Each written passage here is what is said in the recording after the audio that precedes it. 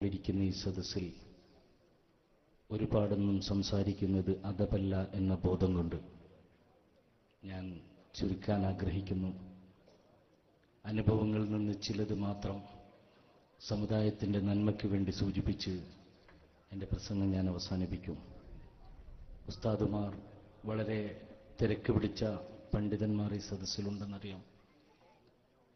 മറ്റൊരു പരിപാടിയിലേക്ക് പോകൽ നിർബന്ധമുള്ള ഒരാളായതുകൊണ്ട് മാത്രമാണ് ഞാൻ ആദ്യം എഴുന്നേറ്റ് നിൽക്കുന്നത്.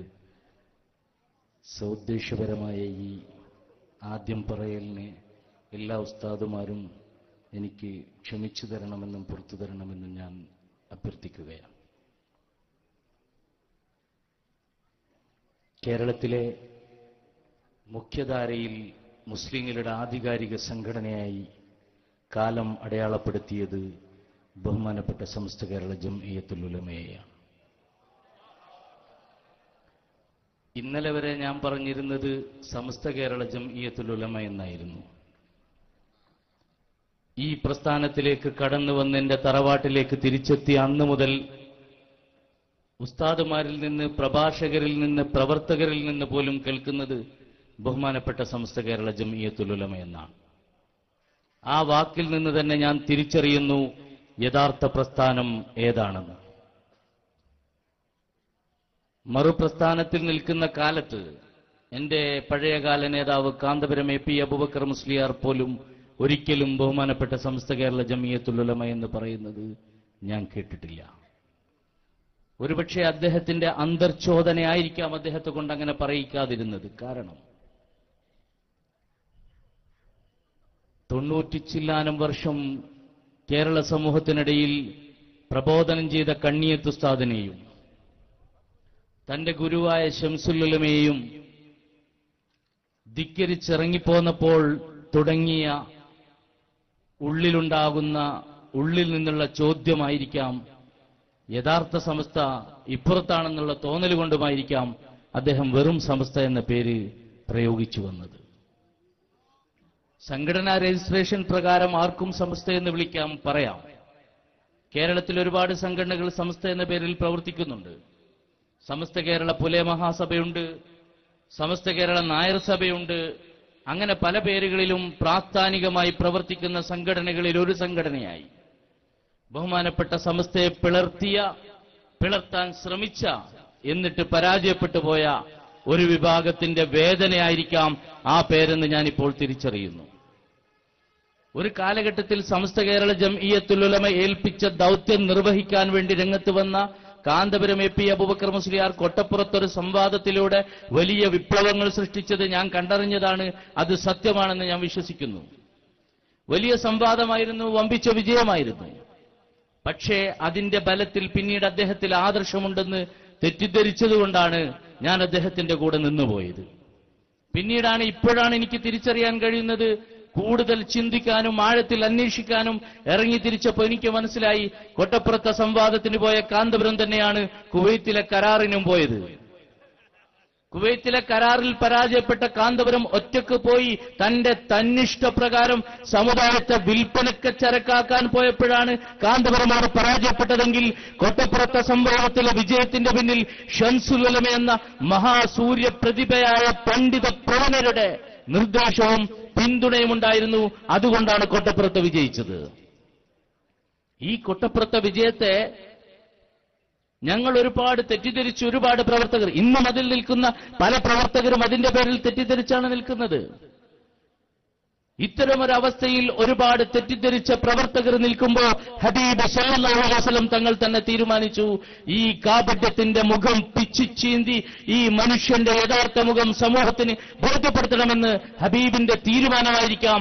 അതുകൊണ്ടായിരിക്കാം ഈ മനുഷ്യൻ ഈ വിധത്തിലൊക്കെ ആയിപ്പോകുന്നത്. റസൂലുള്ളാഹി തങ്ങളുടെ ആധാർ എന്ന പേരിൽ ഒരു കാലഘട്ടത്തിൽ ബോംബെയിൽ നിന്ന് മുടികൾ കൊണ്ടുവന്നു 3 എണ്ണം.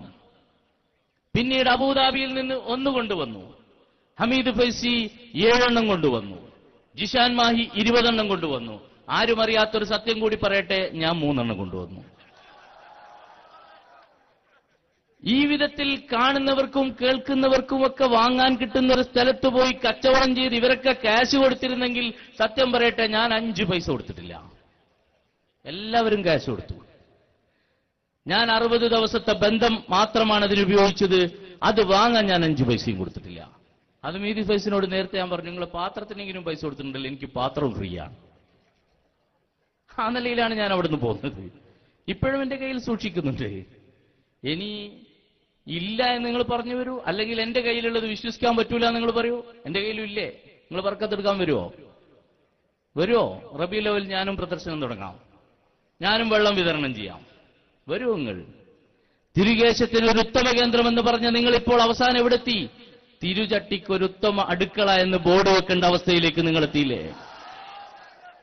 ആ അവസ്ഥയിലേക്ക് നിങ്ങൾ എത്തിപ്പോയി. ഇനി നാളെ ചിലപ്പോ ഹസ്രജി അടുത്ത പ്രാവശ്യം വിളിച്ചാൽ മൂപ്പര് വരും, ഒരു കടിച്ച പകുതി ആപ്പിളുമായിട്ട് വരും. ഇത് ആദം നബി കടിച്ച പഴയ ആപ്പിളാണെന്ന് പറയും. ഒരു ഒട്ടകത്തെയും കൊണ്ടുവന്നിട്ട് ഇത് സ്വാലിഹ് നബിയുടേതാണെന്ന് പറയും. ഒരു പ്ലേറ്റിൽ മുറിച്ചിട്ട ആപ്പിളും കൊണ്ടുവന്ന് ഇത് യൂസുഫ് നബിന്റെ കാലത്ത് അവിടെയുള്ള സ്ത്രീകൾ മുറിച്ച് കഷ്ണങ്ങളാക്കി ആപ്പിളാണെന്ന് പറഞ്ഞ് നാളെ വരും. അവസാനം അബൂജഹലിന്റെ തലയും കൊണ്ടുവരും, ഇതെന്റെ നേതാവിന്റെ തലയാണ്. ഈ അവസ്ഥയിലേക്കാണ് കാര്യങ്ങൾ അദ്ദേഹം കൊണ്ടുപോകുന്നത്. ഹബീബ് സല്ലല്ലാഹു അലൈഹി വസല്ലം തങ്ങളെ വെച്ച് കച്ചവടം നടത്തുകയാണ് ഈ മനുഷ്യൻ. നേരത്തെ ഉസ്താദോട് സൂചിപ്പിച്ചില്ലേ, ഈ പണ്ഡിത പ്രവണർ, ഈ മഹാന്മാരൊക്കെ ഈ മനുഷ്യനെതിരെ എന്തുകൊണ്ടാണ് രംഗത്ത് വരുന്നത്? ലോകത്താദ്യമായി ഈ അടുത്ത നൂറ്റാണ്ടിൽ ബ്രിട്ടന്റെ പിന്തുണയോടെ അടുത്ത കാലത്ത് വന്നൊരു പ്രവാചകനായിരുന്നു കാദിയാനിൽ നിന്ന് വന്ന കാദിയാനികളുടെ നേതാവ്. ആ സമയത്ത് റാബിത്തയുണ്ടായിട്ട് പോലും, റാബിത്തയുടെ പണ്ഡിതന്മാരുണ്ടായിട്ട് പോലും അവരാരും പ്രഖ്യാപിക്കാത്ത കാലത്ത് സമസ്ത കേരള ജംഇയ്യത്തുൽ ഉലമയ്ക്ക് വേണ്ടി ശംസുൽ ഉലമ പ്രഖ്യാപിച്ചു. അയാൾ വ്യാജനാണ്, കള്ളപ്രവാചകനാണെന്ന് പ്രഖ്യാപിച്ചത് നാം കേട്ടതാണ്. ലോകത്താദ്യം കാദിയാനി പ്രവാചകൻ കള്ളനാണെന്ന് പ്രഖ്യാപിച്ചത് സമസ്തയായിരുന്നു. ആ സമസ്തയുടെ പൂർവികരായ പണ്ഡിതന്മാരുടെ ദൗത്യം കണ്ടുപഠിച്ച് അതിനെ അപ്പടി തുടർന്ന പ്രഖ്യാപിച്ചു. ഹബീബിന്റെ പേരിൽ ഒരു കള്ളപ്രവാചകൻ വന്നതുപോലെ ഈ കാലഘട്ടത്തിൽ പ്രവാചകരുടെ പേരിൽ കള്ള ഒടികൾ വരികയും കള്ള പ്രചരണങ്ങളും നടത്തുകയും ചെയ്തപ്പോൾ കാന്തപുരമെന്ന ഈ കച്ചവടത്തിലെ മനുഷ്യനെ സൂചിപ്പിച്ചുകൊണ്ട് പറഞ്ഞു, ഇയാളെ തിരിച്ചറിയണമെന്ന്. അത് സംസ്ഥയിൽ പ്രവർത്തിക്കുന്ന, അതിന് നേതൃത്വം നൽകുന്ന പണ്ഡിതന്മാരുടെ ബാധ്യതയാണ്, ദൗത്യമതാണെന്ന് മനസ്സിലാക്കിയതുകൊണ്ടുള്ള ധാർമ്മികമായ ഉത്തരവാദിത്വ നിർവഹണമായിരുന്നു അത്. അല്ലാതെ വെറുതെ ഇതൊരു സംഘടനാപരമായ പ്രശ്നമായതുകൊണ്ടല്ല. ഇതൊരിക്കലും ഒരു സംഘടനാ പ്രശ്നമല്ല. ഇത് SKSSFന്റെ പ്രശ്നമല്ല, SYSന്റെ പ്രശ്നമല്ല. ഇത് സുന്നിയുടെയോ മുജാഹിദിന്റെയോ RSSകാരന്റെയോ BJPക്കാരന്റെയോ പ്രശ്നമല്ല. ഇത് മുസ്ലിങ്ങളുടെ ജീവൽ പ്രധാനമായ വിശ്വാസപരമായ പ്രശ്നമാണ്. പക്ഷേ ഈ ജീവൽ പ്രധാനമായ പ്രശ്നത്തിൽ സമസ്ത കേരള ജംഇയ്യത്തുൽ ഉലമയുടെ ഏറ്റവും ചെറിയ കീഴ്ഘടകമായ SKSSF ശക്തമായി ഇടപെടുകയും ശക്തമായ സമരങ്ങൾ നടത്തുകയും ചെയ്തു. കേരളത്തിലും പുറത്തും ഇന്ത്യയിലും അല്ലാത്ത പ്രദേശങ്ങളിലും ശക്തമായ പോരാട്ടങ്ങൾ നടത്തുകയും ജിഹാദ് നടത്തുകയും ചെയ്തപ്പോൾ ഒരുപാട് വേദികളിൽ നിന്ന് നിങ്ങൾ മാറി മാറി ഈ വിഷയം ചോദ്യം ചെയ്യുകയും രംഗത്ത് വരികയും ചെയ്തില്ലായിരുന്നുവെങ്കിൽ ഒരു ദിനം ഉയർത്തിപ്പോയി വീട്ടിലിരുന്ന് ഇതിനെല്ലാം പറഞ്ഞിരുന്നുവെങ്കിൽ ഞങ്ങളെപ്പോലെയുള്ള പാവപ്പെട്ട സുന്നത്ത് ജമാഅത്തിന്റെ പ്രവർത്തകർ ഈ പ്രവർത്തന മേഖലയിലേക്ക് സത്യത്തിന്റെ ശാദ്വലമായി തീരത്തേക്ക് ഞങ്ങൾ കടന്നു വരുവാനില്ല. SKSSFന്റെ സമരമാണ് ഞങ്ങളെ കൊണ്ടുവന്നത്. SKSSF ഉയർത്തിയ വിപ്ലവകരമായ മുന്നേറ്റങ്ങൾ അതില്ലായിരുന്നുവെങ്കിൽ, ആ സന്ദേശങ്ങൾ ലഭിച്ചില്ലായിരുന്നുവെങ്കിൽ ഞങ്ങൾ അവിടെ നിന്നു പോകുമായിരുന്നു. ഓർത്തു നോക്കൂ പ്രിയപ്പെട്ടവരെ, ഇസ്രയേലിന്റെ സയനിസത്തിന്റെ ഏറ്റവും വലിയ സയനിസ്റ്റ് കയ്യാളനായി ഇന്ന് കേരളത്തിൽ AP അബൂബക്കർ മുസ്ലിയാർ മാറിയതിന്റെ ലക്ഷണമല്ലേ ഈ പാത്രത്തിൽ നാം എല്ലാവരും നമുക്കറിയുന്നത് പോലെയുള്ള സ്റ്റാർ ഓഫ് ദാവിദ് എന്ന പേരിൽ ഈ ഇസ്രയേലുകൾ പറയുന്ന 6 ചതുരങ്ങളുള്ള ഈ നക്ഷത്രം അതിൽ വരച്ചു വെച്ചിട്ട് കുറച്ചു കൊല്ലങ്ങൾക്ക് മുമ്പ് മാത്രം രൂപപ്പെട്ട ലിപിയും കാലിഗ്രാഫി ലിപിയും അതിൽ വരച്ചു വെച്ചൊരു പാത്രം കൊണ്ടുവന്നു. ഇപ്പൊ അവസാനം പറഞ്ഞിട്ടുണ്ട് ഖാലിദ് ഇബ്നു വലീദ് തങ്ങളുടെ കുപ്പായവും കിട്ടിയിട്ടുണ്ട് അത്രേ. പക്ഷേ ഒരു കാര്യം ചെയ്തിട്ടുണ്ട്, ഫോട്ടോ പുറത്തുവിട്ടിട്ടില്ല. ഫോട്ടോ പുറത്തുവിട്ട ഇതുപോലെ പലതും അതിൽ കണ്ടേക്കാം, സാധ്യതയുണ്ട്. ഞാൻ ഓർത്തു പോവുകയാണ്, ഇമാം അഹ്മദ് ബിൻ ഹംബൽ തങ്ങളെ ശത്രുക്കൾ രാജാക്കന്മാർ ആക്രമിച്ചു. ഖുർആനുമായി ബന്ധപ്പെട്ട ചർച്ചയിൽ ആക്രമിച്ച് രാജകൊട്ടാരത്തിന്റെ മുന്നിൽ പിടഞ്ഞു വീണിട്ട് ബോധക്ഷയനായി. അതിനുശേഷം ഇമാമ തങ്ങൾ എഴുന്നേറ്റിട്ട് ബോധം തെളിഞ്ഞപ്പോൾ കൂടെയുള്ളവരോട് ചോദിച്ചു, ഞാൻ ബോധക്ഷയനായി കിടന്ന സമയത്ത് എന്റെ ഔറത്ത് നീങ്ങിയിരുന്നോ, വസ്ത്രം നീങ്ങിയിരുന്നോ എന്ന് ചോദിച്ചപ്പോൾ കൂടെയുള്ളവർ പറഞ്ഞു, ഇല്ല. ഇമാം അവറുകളോട് പറഞ്ഞു, അങ്ങനൊന്നും സംഭവിച്ചിട്ടില്ല, നിങ്ങളുടെ വസ്ത്രം ഔറത്ത് മറഞ്ഞ രൂപത്തിൽ തന്നെയാണ് ഉണ്ടായതെന്ന് പറഞ്ഞപ്പോൾ അവിടുന്ന് അൽഹംദുലില്ലാ ചൊല്ലിയിട്ട് പറഞ്ഞു, എന്റെ വസ്ത്രത്തിൽ ഹബീബ് സല്ലല്ലാഹു അലൈഹി വസല്ലം തങ്ങളുടെ ഒരു ഷഅർ മുബാറക്ക് ഞാൻ തുന്നിപ്പിടിപ്പിച്ചിട്ടുണ്ട്. അത് വസ്ത്രത്തിലുള്ള കാലത്തോളം എന്റെ ഔറത്ത് മറിഞ്ഞു തന്നെ കിടക്കും, എന്റെ ഔറത്ത് വെളിവാകില്ല എന്ന് അഹ്മദ് ബിൻ ഹംബൽ തങ്ങൾ പറഞ്ഞു. ഒന്ന് സമീകരിക്കൂ നാം. യഥാർത്ഥ ഷഅർ മുബാറക്ക് സൂക്ഷിച്ചതിന്റെ പ്രതിഫലനമാണ് ഈ കാണുന്നത്. മറുപക്ഷത്ത് കാന്തപുരത്തിന് ഈ മുടി കിട്ടിയെന്ന് പറഞ്ഞതിന് ശേഷം കാന്തപുരത്തിന്റെ പ്രവർത്തനത്തിലെ എല്ലാ ഔറത്തും പൊളിഞ്ഞുപോയില്ലേ? എത്ര ആളുകളാണ് തന്റെ ശിഷ്യഗണങ്ങൾ, ചരിത്രം പരിശോധിക്കൂ, ശിഷ്യഗണങ്ങളിൽ ഒരു കുട്ടി പോലും ഒന്നോ രണ്ടോ പേർ ചില ഉസ്താദുമാരെ എതിർത്തിട്ടുണ്ടാവാം. ഇത്രയേറെ ശിഷ്യന്മാർ അവിടെ നിന്ന് പിരിഞ്ഞു വന്നത് നമുക്ക് കാണാൻ കഴിയോ? വേറൊരു പ്രസ്ഥാനത്തിൽ നിന്ന്, വേറൊരു ഗുരുനാഥിൽ നിന്ന് ഇത്രയേറെ ആളുകൾ പിരിഞ്ഞു വന്നത് കാണാൻ കഴിയോ? മലപ്പുറത്തൊരു സക്കാഫി സമ്മേളനത്തിൽ ആയിരക്കണക്കായ ആളുകളെ സാക്ഷി നിർത്തിക്കൊണ്ട് 10-30 സക്കാഫിമാർ പുതിയവർ കയറി നിന്ന് കാന്തപുരത്തെക്കുറിച്ച് വിളിച്ചു പറയുകയായിരുന്നു. ഈ വരുന്ന 13-ാം തീയതി കിന്യയിൽ വെച്ച് അതാ വീണ്ടും സക്കാഫി സമ്മേളനം നടക്കുന്നു. അവിടെയും വരുന്നു സക്കാഫിമാരും സഅദിമാരും നദ്വിമാരും കാന്തപുരത്തോടൊപ്പം പ്രവർത്തിച്ചവർ തന്നെ.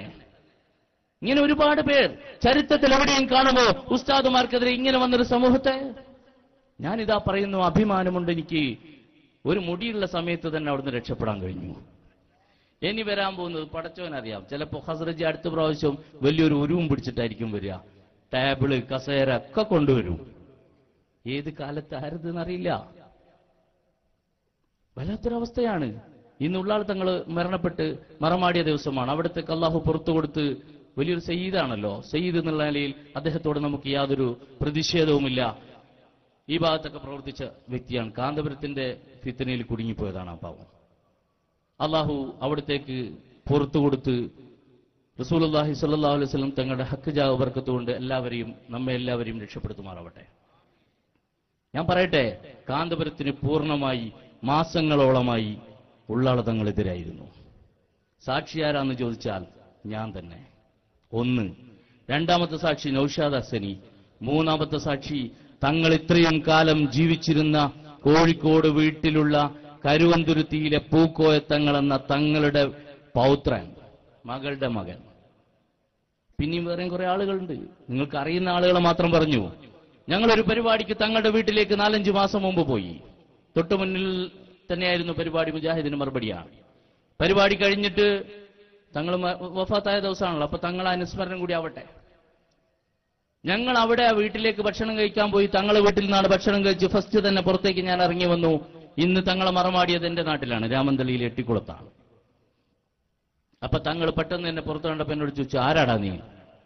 അപ്പൊ ഞാൻ പറഞ്ഞു, ഞാൻ ഇന്നാളാണ്. എന്തിനു വന്ന? ഇവിടെ പരിപാടി ഉണ്ടായിരുന്നു. വാർദ്ധക്യ സഹജമായി തങ്ങൾക്ക് മനസ്സിലാവാത്തതുകൊണ്ടോ എന്തോ കൂടുതൽ അങ്ങനെ ചോദിച്ചു. എന്നോട് പറഞ്ഞു, അവിടെ ഇരിക്കടാന്ന് പറഞ്ഞു. ഞാൻ നിലത്തിരുന്നു. തങ്ങൾ എന്നോട് ചോദിച്ചു, എന്ത് പ്രസംഗ മുജാഹിദിനെതിരെ? ഞാൻ പ്രസംഗിക്കും പോലെ ആവോടോ എന്ന് വെച്ചു. ഞാൻ പറഞ്ഞില്ല. എന്നാ പിന്നെ എന്തിനാ തിരുവനന്തപുരത്തേക്ക് എന്നെ കൊണ്ടുപോയത്? ഇത് പൂക്കോയ സാക്ഷിയാണ് ഇത് കേട്ടതിന്. അള്ളാഹു സാക്ഷി. നിഷേധിക്കാൻ തങ്ങൾ വരൂല എന്ന് എനിക്ക് ഉറപ്പുണ്ട്. പൂക്കോയ തങ്ങൾ നിഷേധിക്കൂല. തങ്ങൾക്കും അറിയാം ഇവരൊക്കെ നന്നായിട്ട്. അപ്പൊ ഉള്ളാൾ തങ്ങൾ ചോദിച്ചു, എന്തിനാ എന്നെ തീവണ്ടി കയറ്റി തിരുവനന്തപുരത്ത് കൊണ്ടുപോയിട്ട് ദുആ ചെയ്യാൻ മാത്രം എന്നെ എന്തിനാ ഏൽപ്പിച്ചത്? എന്നോട് എന്താ പ്രസംഗിക്കേണ്ടെന്ന് പറഞ്ഞത്? പിന്നെ ശക്തമായി കാന്തപുരത്തിനെതിരെയും കാന്തപുരത്തിന്റെ സംഘടനക്കെതിരെയും തുറന്നടിച്ചുകൊണ്ട് തങ്ങൾ സംസാരിച്ചു. പിന്നെ തങ്ങളെ പുറത്തു വിട്ടിട്ടില്ല. തങ്ങളെ പുറത്തുവിട്ടാൽ ഇതിനേക്കാൾ അധികം തങ്ങൾ പറയും നിങ്ങൾക്കെതിരെ എന്ന് എനിക്കുറപ്പുണ്ട്. തങ്ങൾ ആ സമയത്ത് തിരിച്ചറിഞ്ഞിട്ടുണ്ട്. തങ്ങൾ പ്രസംഗിക്കാൻ വേണ്ടി സ്റ്റേജിൽ ഇരിക്കുന്ന സമയത്ത് മാളിയേക്കൽ സുലൈമാൻ സക്കാഫി എന്ന നിങ്ങളുടെ സംസ്ഥാന സെക്രട്ടറിമാരിൽപ്പെട്ട ഒരാള്, അയാൾ പൊന്മള അബ്ദുൽ ഖാദർ മുസ്ലിയാരുടെ ശിഷ്യനാണ്. അദ്ദേഹം തങ്ങളോട് തങ്ങൾ ദുആ ചെയ്യുക മാത്രം ചെയ്യുന്നു എന്ന് പറഞ്ഞ് തങ്ങളെ ഇരുത്തിയിട്ട് തങ്ങളോട് ദുആ മാത്രം മതി എന്ന് പറഞ്ഞ് തങ്ങളെ ഭീഷണിപ്പെടുത്തും പോലെ പറഞ്ഞിട്ടാണ് ഇരുത്തിയത്. തങ്ങൾ ട്രെയിനിൽ വെച്ച് ചോദിച്ചത് ത്വാഹിർ സക്കാഫിയും ഇസ്ഹാഖാജി ആക്കോട് എന്ന് പറഞ്ഞ വ്യക്തിയും അവർ കേട്ടത് നേരെ എന്നോട് പറഞ്ഞിട്ടുണ്ട്. തങ്ങൾ എപിയോട് ചോദിച്ചത്രേ, എന്റെ പ്രസംഗം ഉഷാറായിനല്ലേ? അർത്ഥഗർഭമായ ചോദ്യമാണ്. ഈ നിലയിൽ അവസാന കാലഘട്ടത്തിൽ ഉള്ളാൾ തങ്ങൾ നിങ്ങൾ ആളല്ല. നിങ്ങൾക്കെതിരാണുള്ള അർത്ഥങ്ങൾ. അതുകൊണ്ട് ഞാൻ പറയട്ടെ, ഇനി കാന്തപുരം AP അബൂബക്കർ മുസ്ലിയാർ തന്നെ തൊട്ടപ്പുറത്ത് കുറച്ച് കഴിയുമ്പോഴേക്ക് പറയും, എന്റെ മോനും പേരോടുമാണ് എന്നെ പറ്റിച്ചത് എന്ന് ചിലപ്പോൾ പറയാൻ സാധ്യതയുണ്ട്.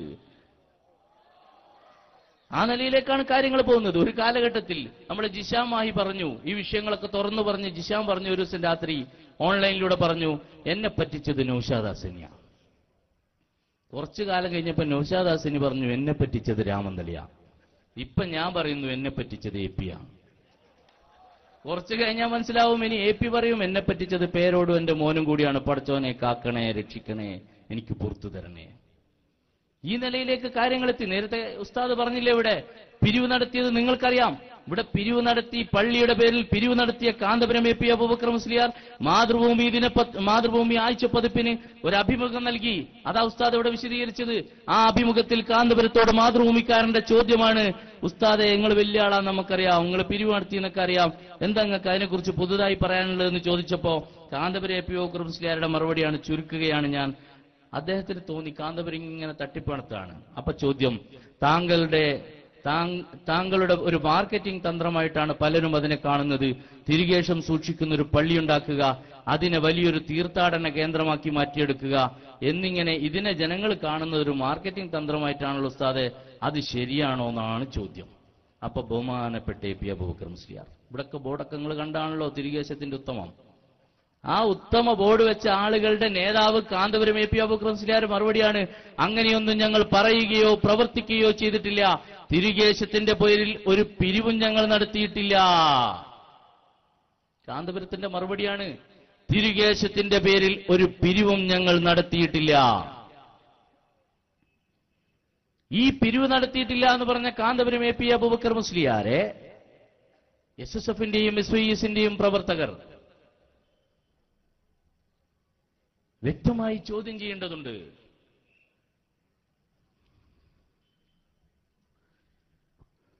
ഈ പ്രസംഗം കേട്ടുകൊണ്ടിരിക്കുന്ന SSFന്റെ പ്രവർത്തകരുണ്ടെങ്കിൽ, നിങ്ങൾ വിശ്വസിക്കുന്ന പ്രവർത്തിക്കുന്ന പ്രാസ്ഥാനികമായ രൂപഭാവങ്ങളോട് അല്പമെങ്കിലും ആത്മാർത്ഥതയുണ്ടെങ്കിൽ, വിശ്വാസമാണ് നിങ്ങളെ നിയന്ത്രിക്കുന്നതെങ്കിൽ, ഈ ചോദ്യം കാന്തപുരത്തോട് നിങ്ങൾ ചോദിക്കണം. നിങ്ങൾ ഓരോ പ്രദേശത്തുനിന്നും 1000 രൂപ പിരിച്ചു കൊടുത്തിട്ടില്ലേ? ഈ പ്രദേശത്തുനിന്നും പിരിച്ചിട്ടുണ്ട്. ഈ പ്രദേശത്ത് ഞാൻ വന്നിട്ടുണ്ട്. ഇവിടെ തൊട്ടടുത്തൊരു വീട്ടിൽ ഭക്ഷണം കഴിച്ചു പോയത് എനിക്ക് ഓർമ്മയുണ്ട്. ഇവിടെ പരിപാടിക്ക് വന്നിട്ട് ഈ പ്രദേശത്തിന്റെ അടുത്ത് അന്നൊക്കെ അറിയാം ഇവിടെ പിരിവ് നടന്നിട്ടുണ്ട് എന്നുള്ളത്. നിഷേധിച്ചാൽ നിഷേധിക്കാൻ പറ്റാത്ത തെളിവുകളുണ്ട്. ഇപ്പൊ എന്താ കാന്തപുരം പറഞ്ഞത്? അങ്ങനെ ഒരു പിരിവ് ഞാൻ നടത്തിയിട്ടില്ല, ഞങ്ങളൊരു പിരിവ് നടത്തിയിട്ടില്ല എന്ന് കാന്തപുരം പറഞ്ഞ മാതൃഭൂമി എന്റെ കയ്യിൽ, ഇടത്തെ കയ്യിൽ. വലത്തെ കയ്യിൽ ഞാനിതാ എടുത്തു കാണിക്കുന്നു കാന്തപുരം പിരിച്ച 1000 രൂപയുടെ റെസീറ്റ്. ഇത് രണ്ടും കയ്യിൽ പിടിച്ച് ഞാൻ എന്റെ SSFകാരോടാ ചോദിക്കുന്നത്, ഇതിൽ കാന്തപുരം പറഞ്ഞ സത്യേത? ഇതിൽ കാന്തപുരം പറഞ്ഞ സത്യേത കേട്ടോളൂ. ഷെറേ മുബാറക്ക് മസ്ജിദ്. ഷെറേ മുബാറക്ക് എന്ന് പറഞ്ഞാൽ അറബിയല്ല, ഉറുദു അല്ല, മലയാളമല്ല, ഒന്നുമല്ല, അവരെ പോലെ തന്നെയാണ്. അണ്ടർ മർക്കസ് സക്കാഫത്ത് സുന്നിയ. ഡൊണേഷൻ എന്ന് പറഞ്ഞാൽ നമുക്ക് എല്ലാവർക്കും അറിയാം, SSFകാർക്ക് ഉറപ്പായിട്ടും അറിയാം. SSFകാർ ദിക്ർ ചെല്ലുന്നതിനേക്കാളും അധികം ചെല്ലുന്ന വാക്കാണ് ഡൊണേഷൻ, സംഭാവന. ബർക്കത്ത് എന്നല്ല ഇതിന്റെ അർത്ഥം, 1000 രൂപ. മറുഭാഗത്തിതാ തിരുകേശത്തിന് ഒരു ഉത്തമ കേന്ദ്രം, 25,000 പേർക്ക് നിസ്കരിക്കാവുന്ന മസ്ജിദ് തുടങ്ങിയിട്ട് അങ്ങനെ പറഞ്ഞിട്ട് കാന്തപുരത്തിന്റെ പ്രസ്താവന കൂട്ടി വായിച്ചു തരാം.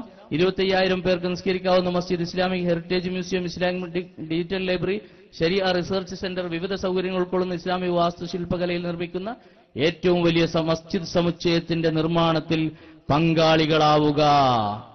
തിരുകേശത്തിന്റെ പേരിൽ ഒരു പിരിവും ഞങ്ങൾ നടത്തിയിട്ടില്ല. മർക്കസു സക്കാഫത്ത് സുന്നിയ, PO കാരന്തൂർ, കാലിക്കറ്റ്. പറയൂ, ഇതിലേതാ കാന്തപുരം പറഞ്ഞ സത്യം?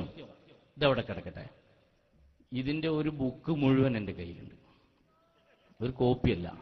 ഇത് കൊണ്ടുപോകുമ്പോൾ SSFകാർക്ക് ഒരു സംശയം ഉണ്ടാവും, ബുക്ക് ഉണ്ടെങ്കിൽ എന്താ നിങ്ങൾ കൊണ്ടുവരാത്തത്? കോഴിക്കോട് പത്രസമ്മേളനത്തിൽ ഞാൻ പത്രക്കാർക്ക് കാണിച്ചു കൊടുത്തിട്ടുണ്ട്. കൊണ്ടുവരാത്തതിനൊരു കാരണമുണ്ട്. ഞാൻ ഒരു ബുക്കുമായിട്ട് വന്നാൽ ചിലപ്പോൾ SSFകാർ ഇപ്പോഴും ബോധമില്ലാത്തവരുണ്ട്. അവർ പിന്നാലെ കൂടിയിട്ട് പറയും, ഒരു കൂപ്പൺ തരൂ, 1000 ഞാൻ തരാം. അത് പേടിച്ചിട്ടാണ് ഞാൻ കൊണ്ടുവരാത്തത്, അല്ലാതെ എനിക്ക് വേറെ പ്രശ്നം ഉള്ളതുകൊണ്ടൊന്നുമല്ല. സദസ്സ് കൊണ്ടുവരാത്തതുകൊണ്ട് മാത്രമാണ്. കേട്ടോളൂ, കാന്തപുരത്തിന്റെ ഇതിനുശേഷം കാന്തപുരത്തോട് ചോദിക്കുകയാണ്, നിങ്ങൾ ഇതിന്റെ പേരിൽ എന്തെങ്കിലും പരിപാടി നടത്തിയിട്ടുണ്ടോ എന്ന് വെച്ചാൽ മൂപ്പര് മറുപടി, നോട്ടീസ് അടിക്കുകയോ പ്രചരണം നടത്തുകയോ ചെയ്തിട്ടില്ല. ഇതിന്റെ പേരിൽ ഞങ്ങളൊരു പരിപാടിയും നടത്തിയിട്ടില്ല. ഈ 6-ാം തീയതി മർക്കസ് പിന്നെ നടത്തിയ നിങ്ങൾ എന്താ സർക്കസാ? 6-ാം തീയതി ബർക്കസിലൊരു പരിപാടിയാണെന്നല്ലോ, ശുദ്ധജല വിതരണ പദ്ധതി. അതെന്തായിരുന്നു? ഒരു പരിപാടി നടത്തിട്ടില്ല എന്ന് പറഞ്ഞത്. എന്നാൽ 2 വർഷം മുമ്പ് കോഴിക്കോട് സ്വപ്ന നഗരിയിൽ, നല്ല പേരുള്ള നഗരിയാണ് സ്വപ്ന നഗരി, ആ നഗരിന്റെ പേരെങ്ങനെയാണ്, ഇവരിട്ടതല്ല. പക്ഷെ അവിടെ പരിപാടി നടന്നു. എന്ത് പരിപാടിയായിരുന്നു? ഈ പള്ളിയുടെ പേരിൽ നടന്ന ശിലാസ്ഥാപനം എവിടെ നടന്നു? ശൂന്യാകാശത്ത്, സ്റ്റേജിൽ. പള്ളിയുടെ ശിലാസ്ഥാപനം ശൂന്യാകാശത്ത്. ഈ ശിലാസ്ഥാപനം നടത്തിയിട്ട് നിങ്ങളെ നേതാക്കളിൽ പ്രധാനികൾ പങ്കെടുത്ത പരിപാടി. അന്ന് നിങ്ങൾ എനിക്കൊരു ബാഡ്ജ് തന്നിട്ടുണ്ടല്ലോ, ആ ബാഡ്ജായത്. ഈ കളർ കണ്ടാൽ തന്നെ മനസ്സിലാവില്ലേ മർക്കസ് കിട്ടിയതാണ്. ഈ ചോപ്പ് ഇത് അവിടുന്ന് കിട്ടിയതാണ്. ഇതെന്തിനുള്ളതായിരുന്നു? ഇതാ ഷെറേ മുബാറക് മസ്ജിദ് ആൻഡ് ഇന്റർനാഷണൽ മീലാദ് കോൺഫറൻസ്. മീലാദ് കോൺഫറൻസും അതിന്റെ മേലെ പറയുന്നുണ്ട് foundation stone laying ceremony of Shere Mubarak മസ്ജിദാണ്. ശിലാസ്ഥാപനം, ശൂന്യാകാശത്തെ ശിലാസ്ഥാപനം.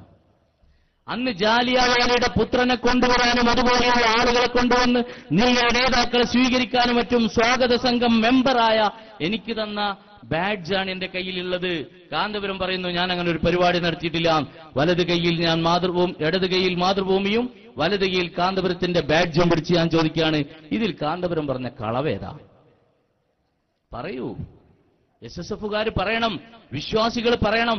ഞാനെങ്ങാനും ഈ പുസ്തകം വായിച്ച് ഈ ഒരൊറ്റ പുസ്തകത്തിലെ അഭിമുഖം വായിക്കുകയാണെങ്കിൽ ഇത് താഴെയിട്ടിട്ട് ഒരു കൗണ്ടർ കൈ പിടിക്കേണ്ടി വരും. അതിന് മാത്രം കളവ് കാന്തപുരം പറഞ്ഞിട്ടുണ്ട് എണ്ണാൻ വേണ്ടി.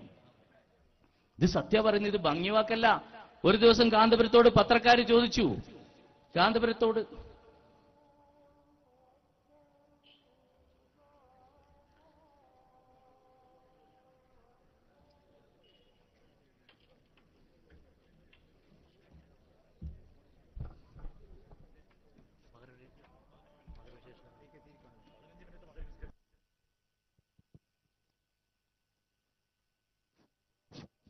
നിസ്കരിക്കാൻ ഇവിടെ ഗ്രൗണ്ടിൽ തന്നെ സൗകര്യമുള്ളതാണ്.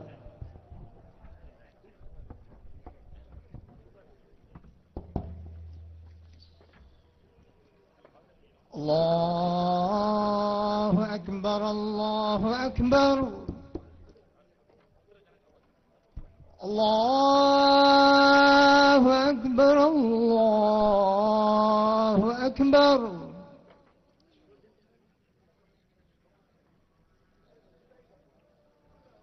أشهد أن لا إله إلا الله.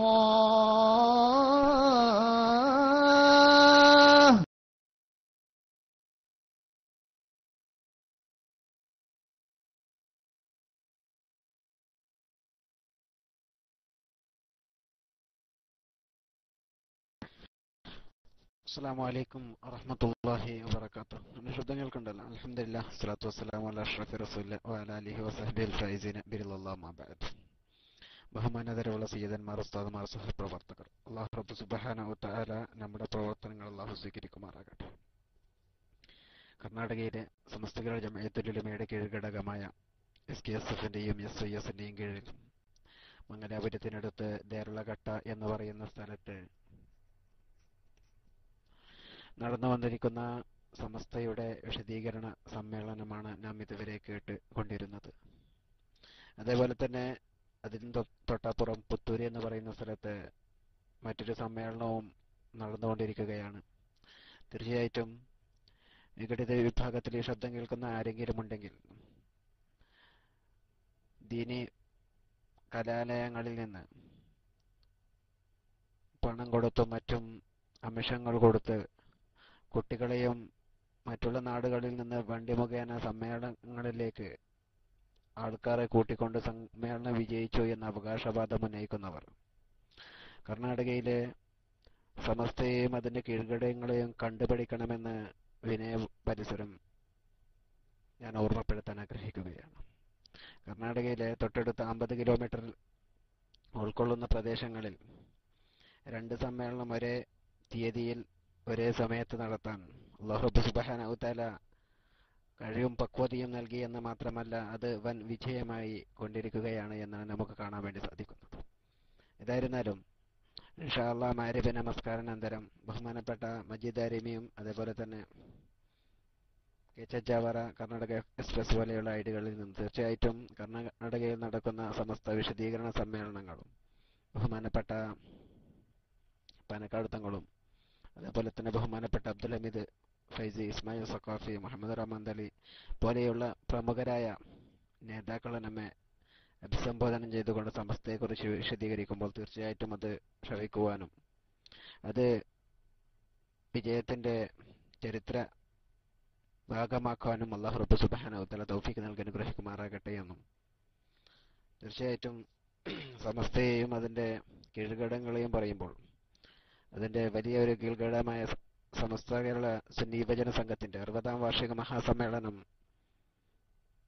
അടുത്തായി തന്നെ 14, 15, 16 തീയതികളിൽ കാസർഗോഡിന്റെ ചെർക്കളക്കടുത്ത വാദി ത്വയ്ബ എന്ന് പറയുന്ന മഹത്തായ ആ ഗ്രാമത്ത്, ആ പരിസരത്ത് ശബ്ദം കേൾക്കുന്ന ഓരോരുത്തരും ഉണ്ടാകണമെന്നും നാട്ടിൽ പോകാൻ സാധിക്കാത്തവർ, ഗൾഫ് രാജ്യങ്ങളിലുള്ളവർ തീർച്ചയായിട്ടും തങ്ങളുടെ ഇരിപ്പിടം കേരള ഇസ്ലാമിക് ക്ലാസ് റൂമിലും അതേപോലെ തന്നെ മറ്റുള്ള ആധുനിക വിജ്ഞാനങ്ങൾ ഉപയോഗപ്പെടുത്തിക്കൊണ്ട് സോഷ്യൽ മീഡിയ അതേപോലെ തന്നെ മറ്റുള്ള വെബ്സൈറ്റുകളിലായിട്ട് അത് ശ്രവിക്കുകയും അവിടെ നിന്ന് സമസ്തയുടെ നേതാക്കൾ എന്തൊരു ആഹ്വാനമാണ്, എന്തൊരു ഇൽമാണ് നമുക്ക് പറഞ്ഞു തരുന്നത്, അതിന് അക്ഷരം പ്രതി അനുസരിക്കുവാനും അത് ജീവിതത്തിൽ പകർത്തുവാനും നാം ഓരോരുത്തരും തയ്യാറാകുക. അല്ലാഹു റബ്ബ് സുബ്ഹാനഹു വ തആല അതിന് നമുക്ക് തൗഫീഖ് നൽകി അനുഗ്രഹിക്കുമാറാകട്ടെ എന്നും ഈ സമസ്തയുടെ പേരിൽ ഒരുപാട് വിഭാഗങ്ങൾ രംഗത്ത് വരികയും ഇതാണ് യഥാർത്ഥമായ അഹ്ലുസുന്നത്ത് വൽ ജമാഅത്ത് എന്ന അവകാശവാദം ഉന്നയിക്കുകയും ചെയ്യുന്ന ഒരുപാട് വിഭാഗങ്ങളെയും ഒരുപാട് പണ്ഡിതന്മാർ എന്ന് അവകാശപ്പെടുന്നവരെയും നമുക്ക് കാണാൻ വേണ്ടി സാധിക്കുന്നുണ്ട്. എങ്കിലും അള്ളാഹുവിന്റെ സാമീപ്യവും ഈ സർവ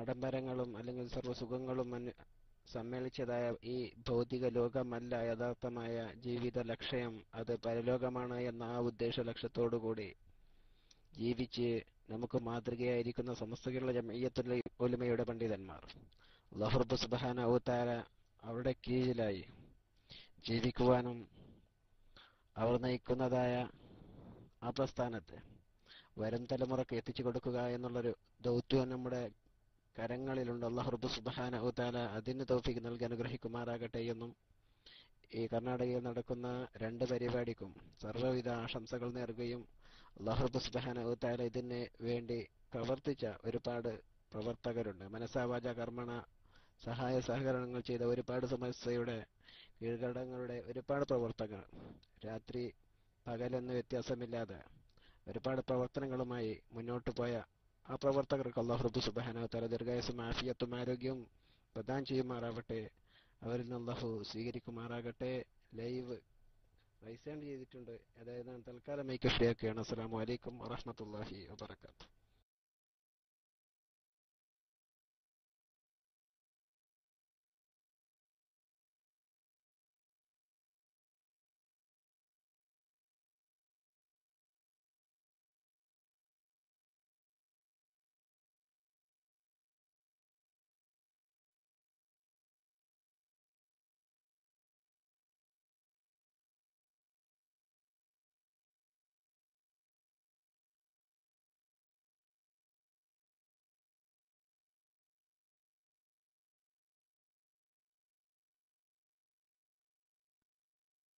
അസ്സലാമു അലൈക്കും വറഹ്മത്തുള്ളാഹി വബറകാതുഹു. ലൈവ് കഴിഞ്ഞത് എന്താന്ന് അറിയില്ല, മൈക്ക് പോയിട്ടുണ്ട്. സൈലന്റ് ടൈമാണോ അതും അറിയില്ല. ആരെങ്കിലും മൈക്ക് എടുക്കണം. ഉസ്താദുമാരാരെങ്കിലും? എല്ലാവർക്കും ഉസ്താദ് ഉണ്ടല്ലോ.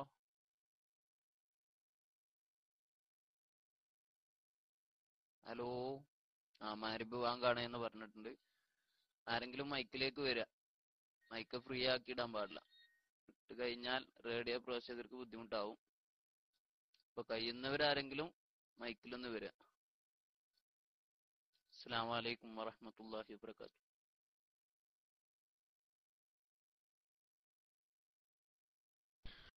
വലൈക്കും സലാം വറഹ്മത്തുള്ളാഹി വബറകാതുഹു. ശബ്ദം കേൾക്കുന്നുണ്ടല്ലോ. അതായിരുന്നാലും ഇൻഷാ അല്ലാഹ് മഗ്‌രിബ് നമസ്കാരത്തിന് ശേഷം ഏതെങ്കിലും ഇൻഷാ അല്ലാഹ് ഏത് പരിപാടിയാണ് ബഹുമാനപ്പെട്ട മജീദ് ആരിമിയും അതേപോലെ തന്നെ ബഹുമാനപ്പെട്ട അർഷദി ഉസ്താദും കർണാടക എക്സ്പ്രസ് ഐഡിയിലുള്ള അർഷദിയും അതേപോലെ തന്നെ ബഹുമാനപ്പെട്ട ഹുസൈൻ ജാവര ഉസ്താദുമൊക്കെ ലൈവിന് വേണ്ടി കാത്തിരിക്കുകയും മഗ്‌രിബ് നമസ്കാരാനന്തരം തീർച്ചയായിട്ടും അവിടെ നിന്നുള്ള ലൈവുകൾ ഉണ്ടായിരിക്കുന്നതാണ്. അതേപോലെ തന്നെ വരും ദിവസങ്ങളിൽ ലൈവുകൾ, ഒരുപാട് ലൈവുകൾ, അതേപോലെ തന്നെ SYSന്റെ സമ്മേളനം, അതിനോടനുബന്ധിച്ചുള്ള മറ്റുള്ള പരിപാടികളുമായി കേരള ഇസ്ലാമിക് ക്ലാസ് റൂം മുന്നോട്ട് പോയിക്കൊണ്ടിരിക്കുകയാണ്. റസാഖാനത്തെ ഹസീനാണെന്ന് ഞാൻ വിചാരിച്ചിരുന്നു. ബഹുമാനപ്പെട്ട ഹസീന സാഹിബിന്റെ കൂട്ടുകാരനായിരുന്നു. ഏതായിരുന്നാലും ഇരിക്കട്ടെ, തീർച്ചയായിട്ടും കർണാടകയിൽ നടക്കുന്ന ഈ 2 പരിപാടികൾക്ക് ഹൃദ്യമായ സ്വാഗതങ്ങളും അതേപോലെ തന്നെ ഇത് ലൈവ് എത്തിച്ചു തരുന്ന ബഹുമാനപ്പെട്ട സഹപ്രവർത്തകർ, ഒരുപാട് അധ്വാനങ്ങളും ഒരുപാട് ത്യാഗങ്ങളും സഹിച്ചുകൊണ്ട് അദ്ദേഹം ബഹുമാനപ്പെട്ട റസാഖ് സാഹിബിന്റെ ഭാര്യയുടെ അനുജത്തി ഇന്നലെ മരണപ്പെട്ടു, മരണ വീട്ടിലാണ് എന്നൊക്കെ പറഞ്ഞിരുന്നു. അല്ലാഹു റബ്ബ് സുബ്ഹാനഹു വ തആല ആ മഹദിയുടെ ജീവിതത്തിൽ വന്നു പോയ സകലമാന തെറ്റുകുറ്റങ്ങൾ അല്ലാഹു വിട്ടുപുറത്ത് മാഫാക്കി കൊടുക്കുമാറാകട്ടെ. ജ്യേഷ്ഠത്യം ഇന്നലെ ഞാൻ വിളിച്ചപ്പോൾ പറഞ്ഞാൽ ആ മഹദിയുടെ ജീവിതത്തിൽ വന്നു പോയ തെറ്റുകുറ്റങ്ങൾ, അബാധകൾ അല്ലാഹു വിട്ടുപുറത്ത് മാഫാക്കി കൊടുക്കുമാറാകട്ടെ. ആ മഹദിയുടെ കബറിടം അല്ലാഹു സ്വർഗ്ഗ പൂങ്കാവനമാക്കി അനുഗ്രഹിക്കുമാറാകട്ടെ. സ്വർഗ്ഗത്തിന്റെ പരവതാനി അല്ലാഹു പിരിച്ചു കൊടുക്കുമാറാകട്ടെ. സ്വർഗ്ഗത്തിന്റെ ഭക്ഷണപാനീയങ്ങൾ അല്ലാഹു എത്തിച്ചു കൊടുക്കുമാറാകട്ടെ. അതേപോലെ തന്നെ നമ്മിൽ നിന്നും മരണപ്പെട്ടു പോയ മാതാപിതാക്കൾ, ഉസ്താദുമാർ, ദുആ കൊണ്ട് വസിയത്ത് ചെയ്ത ഒരുപാട് സഹപ്രവർത്തകരുമുണ്ട്. അവർക്കും അല്ലാഹു റബ്ബ് സുബ്ഹാനഹു വ തആല വിട്ടുപുറത്ത് മാഫാക്കി അനുഗ്രഹിക്കുമാറാകട്ടെ. സുഖലോക സ്വർഗ്ഗത്തിൽ സമസ്ത കേരള ജംഇയ്യത്തുൽ ഉലമയുടെയും അതേപോലെ തന്നെ മൺമറഞ്ഞു പോയ മഹത്തുക്കളോടൊപ്പം അല്ലാഹു റബ്ബ് സുബ്ഹാനഹു വ തആല സുഖലോക സ്വർഗ്ഗത്തിൽ നമ്മെയും നമ്മോട് വേണ്ടപ്പെട്ട ഓരോരുത്തരെയും ഉൾപ്പെടുത്തി ഒരുമിച്ച് കൂട്ടി അനുഗ്രഹിക്കുമാറാകട്ടെ. ആമീൻ യാ റബ്ബൽ ആലമീൻ. ലൈവ് എടുക്കുമ്പോൾ പ്രത്യേകിച്ച് തീർച്ചയായിട്ടും കുഗ്രാകം, ദേരളഘട്ട എന്ന് പറഞ്ഞ തീർച്ചയായിട്ടും ഒരു നല്ലൊരു സിറ്റി ഏരിയ അല്ലെങ്കിൽ സിറ്റിക്ക് അടുത്തുള്ള ഏരിയയാണ്. മറ്റുള്ള സ്ഥലങ്ങളിൽ കൊടുക്കുമ്പോൾ തീർച്ചയായിട്ടും ക്യാം ഒഴിവാക്കുക എന്നുള്ളതാണ്. കാരണം 2 ഐഡികൾ, 2 ആൾക്കാർ ലൈവ് കൊടുക്കാനുണ്ട് എങ്കിൽ തീർച്ചയായിട്ടും ഒരാൾ വീഡിയോ മറ്റൊരാൾ ഓഡിയോയും കൊടുക്കുകയാണെങ്കിൽ തീർച്ചയായിട്ടും ക്ലാരിറ്റിയും അതേപോലെ തന്നെ കട്ട് അനുഭവപ്പെടുന്നത് കുറച്ചെങ്കിലും കുറക്കാൻ വേണ്ടി സാധിക്കും എന്നുള്ളത് ലൈവ് ടീം തീർച്ചയായിട്ടും ഒന്ന് ശ്രദ്ധിക്കണം. നമസ്കാരത്തിന് ശേഷം ഉള്ള ആൾതങ്ങനെ സ്മരണമാണ് പലരും. ഓക്കെ, എന്തായിരുന്നാലും റസാഖ് സാഹിബ്, ഞങ്ങൾക്ക് മൈക്ക് വേണോ? മൈക്ക് വേണോ? നമസ്കാരം കഴിഞ്ഞു എത്ര പെട്ടെന്ന്? ഇല്ല, ഓക്കെ. നിങ്ങളെ കൈവയർത്തിയുണ്ട് ജമ്മു കസറിലാക്കി എല്ലാവരും നാട്ടുകാരെല്ലാം. ബഹുമാനപ്പെട്ട അബ്ദുൽ ഹമീദ് ഫൈസ് അമ്പലക്കട ഉസ്താദ് നേരത്തെ ക്ലാസ് എടുത്തിരുന്നു ജമ്മു കസറിനെ കുറിച്ച്. അപ്പോൾ ഞാൻ വിചാരിച്ചു സമ്മേളനത്തിന് വന്ന എല്ലാവരും ജമ്മു കസറിലാക്കിയെന്ന് വിചാരിച്ചു. ഏതായിരുന്നാലും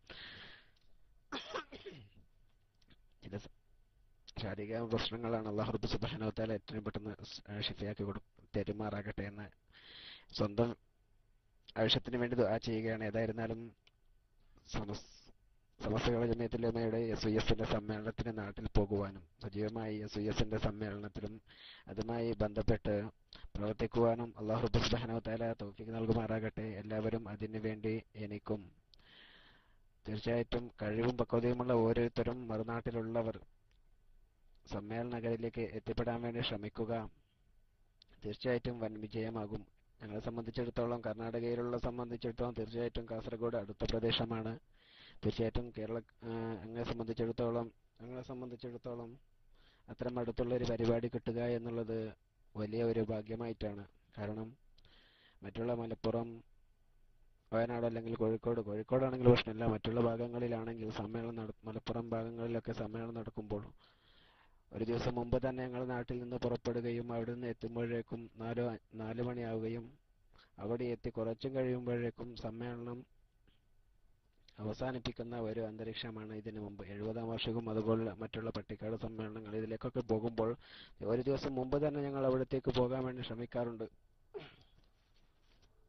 ഇതങ്ങനെയല്ല, 1 മണിക്കൂർ മുമ്പ് തന്നെ നമ്മൾ എത്തുകയാണെങ്കിൽ തീർച്ചയായിട്ടും കർണാടകയിലുള്ള ദക്ഷിണ കന്നഡയിലുള്ള എല്ലാ പ്രവർത്തകർക്കും 1 മണിക്കൂറിന് മുമ്പ് പുറപ്പെടുകയാണെങ്കിൽ തീർച്ചയായിട്ടും വാദി തൈബയിലേക്ക് എത്താനുള്ള കുറുക്ക് വഴികളും അതേപോലെ തന്നെ അടുത്ത് ഏത് വഴിയിലൊക്കെ പോകാൻ സാധിക്കും എന്നുള്ള റൂട്ടുകളൊക്കെ നന്നായി അറിയുന്ന ആൾക്കാരായതുകൊണ്ട് തന്നെ തീർച്ചയായിട്ടും അസർ നമസ്കാരത്തിന് ശേഷം തന്നെ പൊതു പരിപാടിക്ക് വേണ്ടിയാണ് പോകുന്നത് എങ്കിൽ അസർ നമസ്കാരത്തിന് ശേഷം എത്തുകയാണെങ്കിൽ തന്നെ ഒരു അരമണിക്കൂറിന് മുമ്പ് നമുക്ക് തീർച്ചയായിട്ടും സമ്മേളനകരിലേക്ക് എത്തിപ്പെടാൻ വേണ്ടി സാധിക്കും. ആയതുകൊണ്ട് തന്നെ അല്ലാഹു റബ്ബ് സുബ്ഹാനഹു വതആല ആ സമ്മേളനം ചരിത്ര വിജയമാക്കി തരുമാറാകട്ടെ. എല്ലാവരും അതിനു വേണ്ടി പ്രാർത്ഥിക്കുക, എല്ലാവരും അതിനു വേണ്ടി ശ്രമിക്കുക. തൽക്കാലം മൈക്ക് ഫ്രീ ആക്കുകയാണ്. അസ്സലാമു അലൈക്കും വറഹ്മത്തുള്ളാഹി വബറകാതുഹു. ലൈവ് ടീം മൈക്ക് ആവശ്യപ്പെട്ടിട്ടുണ്ട്.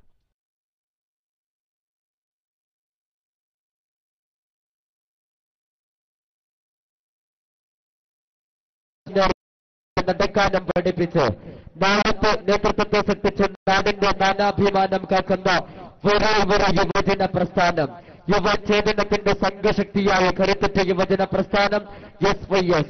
അതെ, സുന്നി യുവജന സംഘം വിജയകരമായ 60 സംവത്സരങ്ങൾ പിന്നിടുമ്പോൾ സപ്തഭാഷാ സംഗമ ഭൂമിയായ മാലിക് ബിദുറായിന്റെ പാദസ്പർശമേറ്റ് ഹർഷപുളകിതമാകുന്ന വാദി ത്വയ്ബ ഇന്ദിരാനഗർ സർക്കിളുകൾ വെച്ച് ഫെബ്രുവരി 14, 15, 16 തീയതികളിൽ SYS 60ാം വാർഷിക മഹാസമ്മേളനം നടക്കുകയാണ്.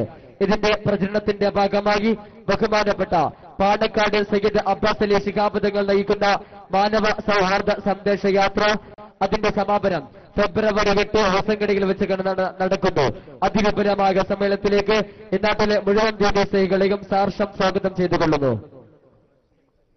SYS ಇದರ ಪ್ರಚಾರಾರ್ಥವಾಗಿ ಮೂಡಬಿದ್ರೆಯ ತೋರಾರ್ನಲ್ಲಿ SYSನ ಪ್ರಚಾರ ಮಹಾಸಮ್ಮೇಳನವು ನಡೆಯಲಿಕ್ಕಿದೆ. ತಾರೀಖು 9ರಂದು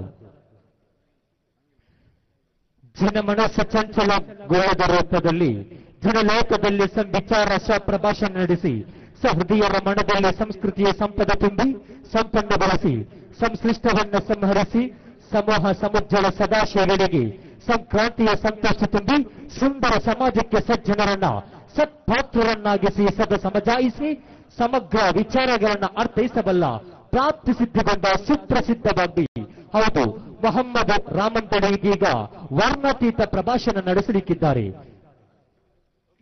ಮೂಡಬಿದ್ರೆಯ ತೋಳೂರಿನಲ್ಲಿ ಸುಮಾರು 25 ಜೋಡಿ ಸಾಮೂಹಿಕ ವಿವಾಹದೊಂದಿಗೆ SYS 60ನೇ ವಾರ್ಷಿಕ ಸಮ್ಮೇಳನದ ಪ್ರಚಾರವು ತಾರೀಖು 9ರಂದು ಮೂಡಬಿದ್ರೆಯ ತೋಳೂರಿನಲ್ಲಿ ಬಹಳ ವಿಜೃಂಭಣೆಯಿಂದ ನಡೆಯಲಿಕ್ಕಿದೆ.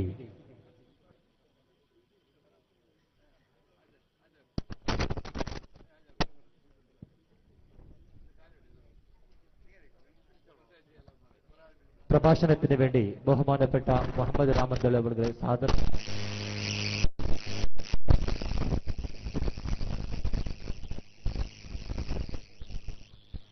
ಇದೀಗಾಗಲೇ ಮೊಹಮ್ಮದ್ ರಾಮಂದಳ್ಳಿ ಅವರಿಗೆ ಇನ್ನೊಂದು ಕಾರ್ಯಕ್ರಮಕ್ಕೆ ಹೋಗಲಿರುವುದರಿಂದ ಅವರನ್ನ ಹೋಗಲು ಅನುವು ಮಾಡಿಕೊಡಬೇಕಾಗಿ ನಮ್ಮಲ್ಲಿ ವಿನಂತಿಸಿದ್ದಾರೆ. ಆದರೂ ಕೂಡ ಅವರ ಪ್ರಭಾಷಣವು ನಮಗೆ ಅತ್ಯಮೂಲ್ಯವಾಗಿದೆ.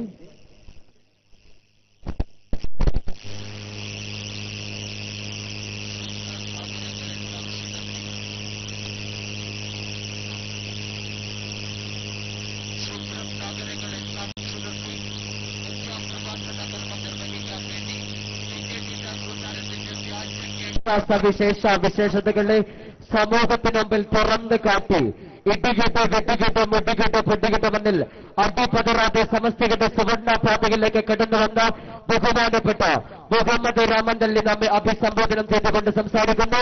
പ്രസംഗപീഠത്തിലേക്ക് സാദരം സവിനയം സമക്ഷം സസ്നേഹം സ്വാഗതം ചെയ്തുകൊള്ളുന്നു, ക്ഷണിച്ചു കൊള്ളുന്നു.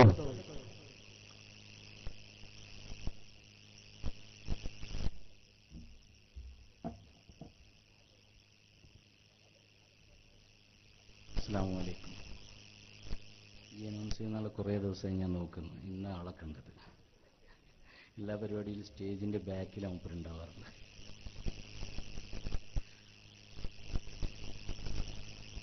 റസൂലുള്ളാഹി സ്വല്ലല്ലാഹു അലൈഹി വസല്ലം തങ്ങളുമായി ബന്ധപ്പെട്ട കച്ചവടങ്ങൾ,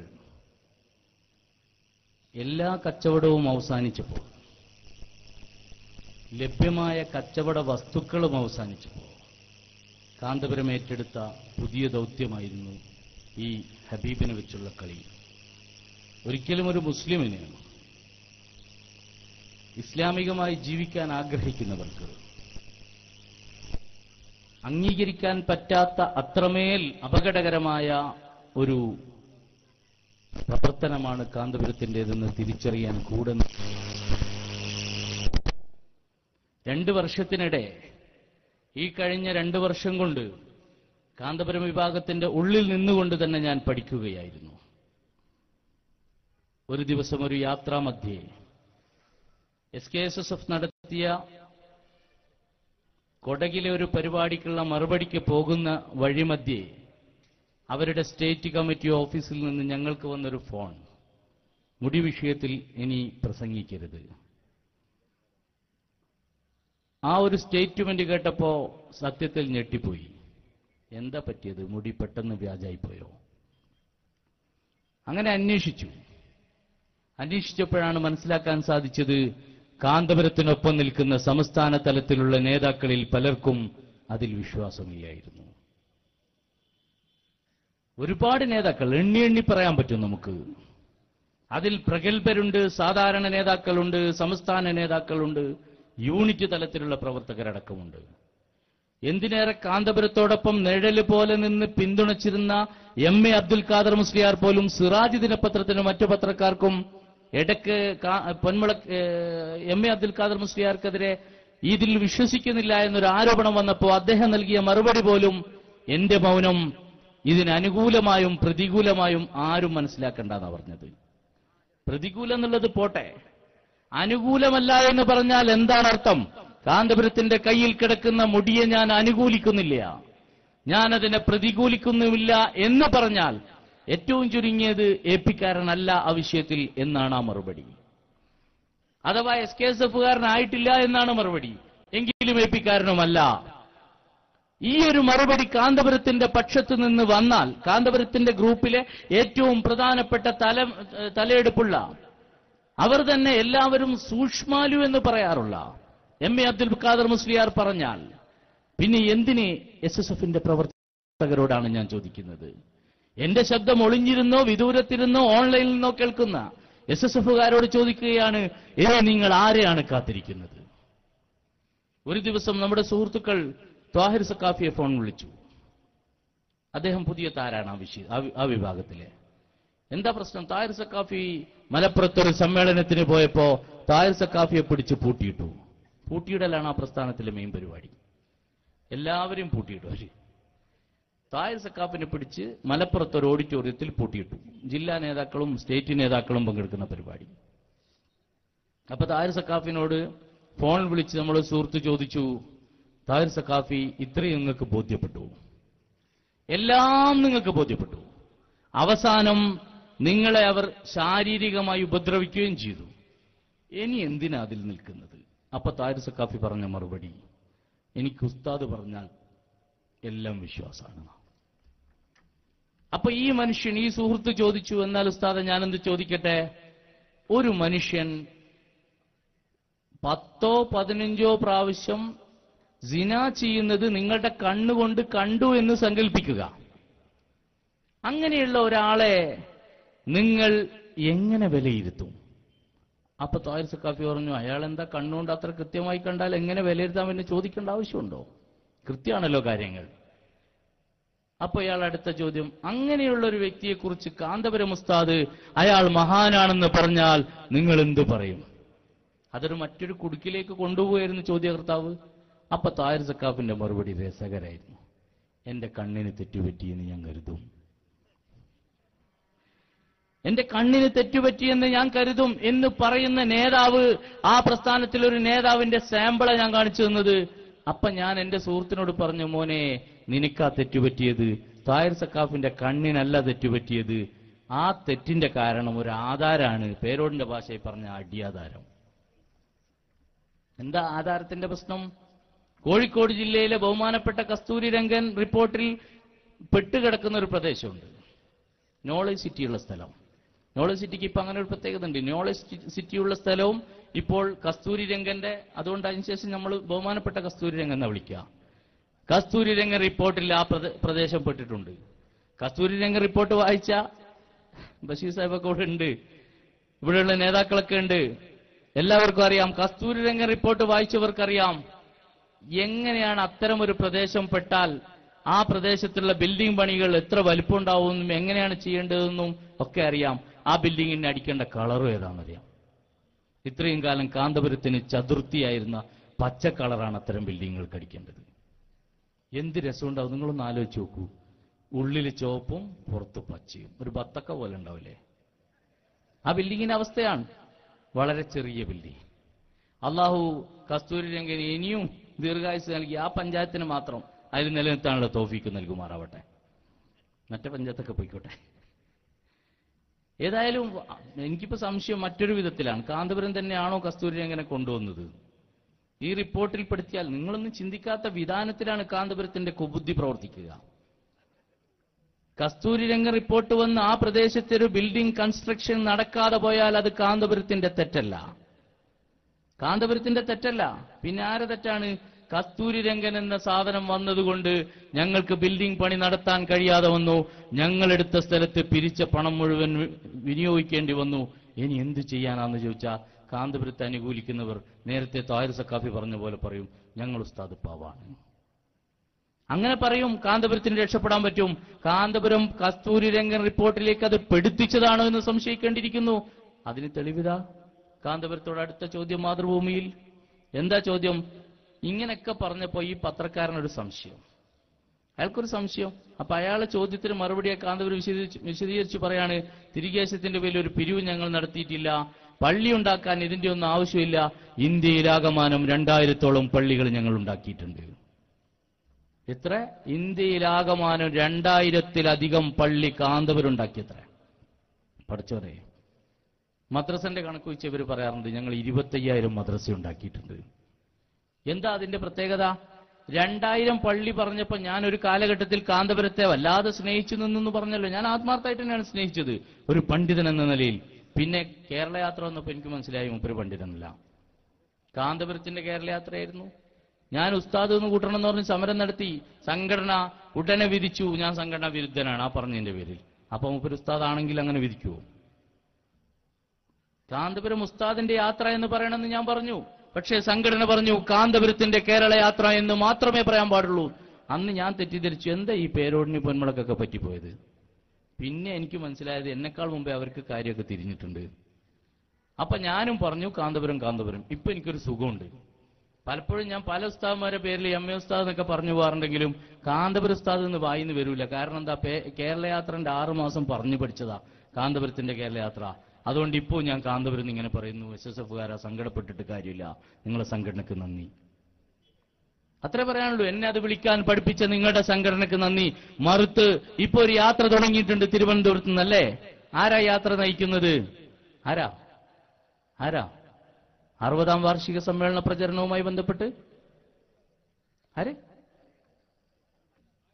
ആലിക്കുട്ടി ഉസ്താദ് അങ്ങനല്ലേ?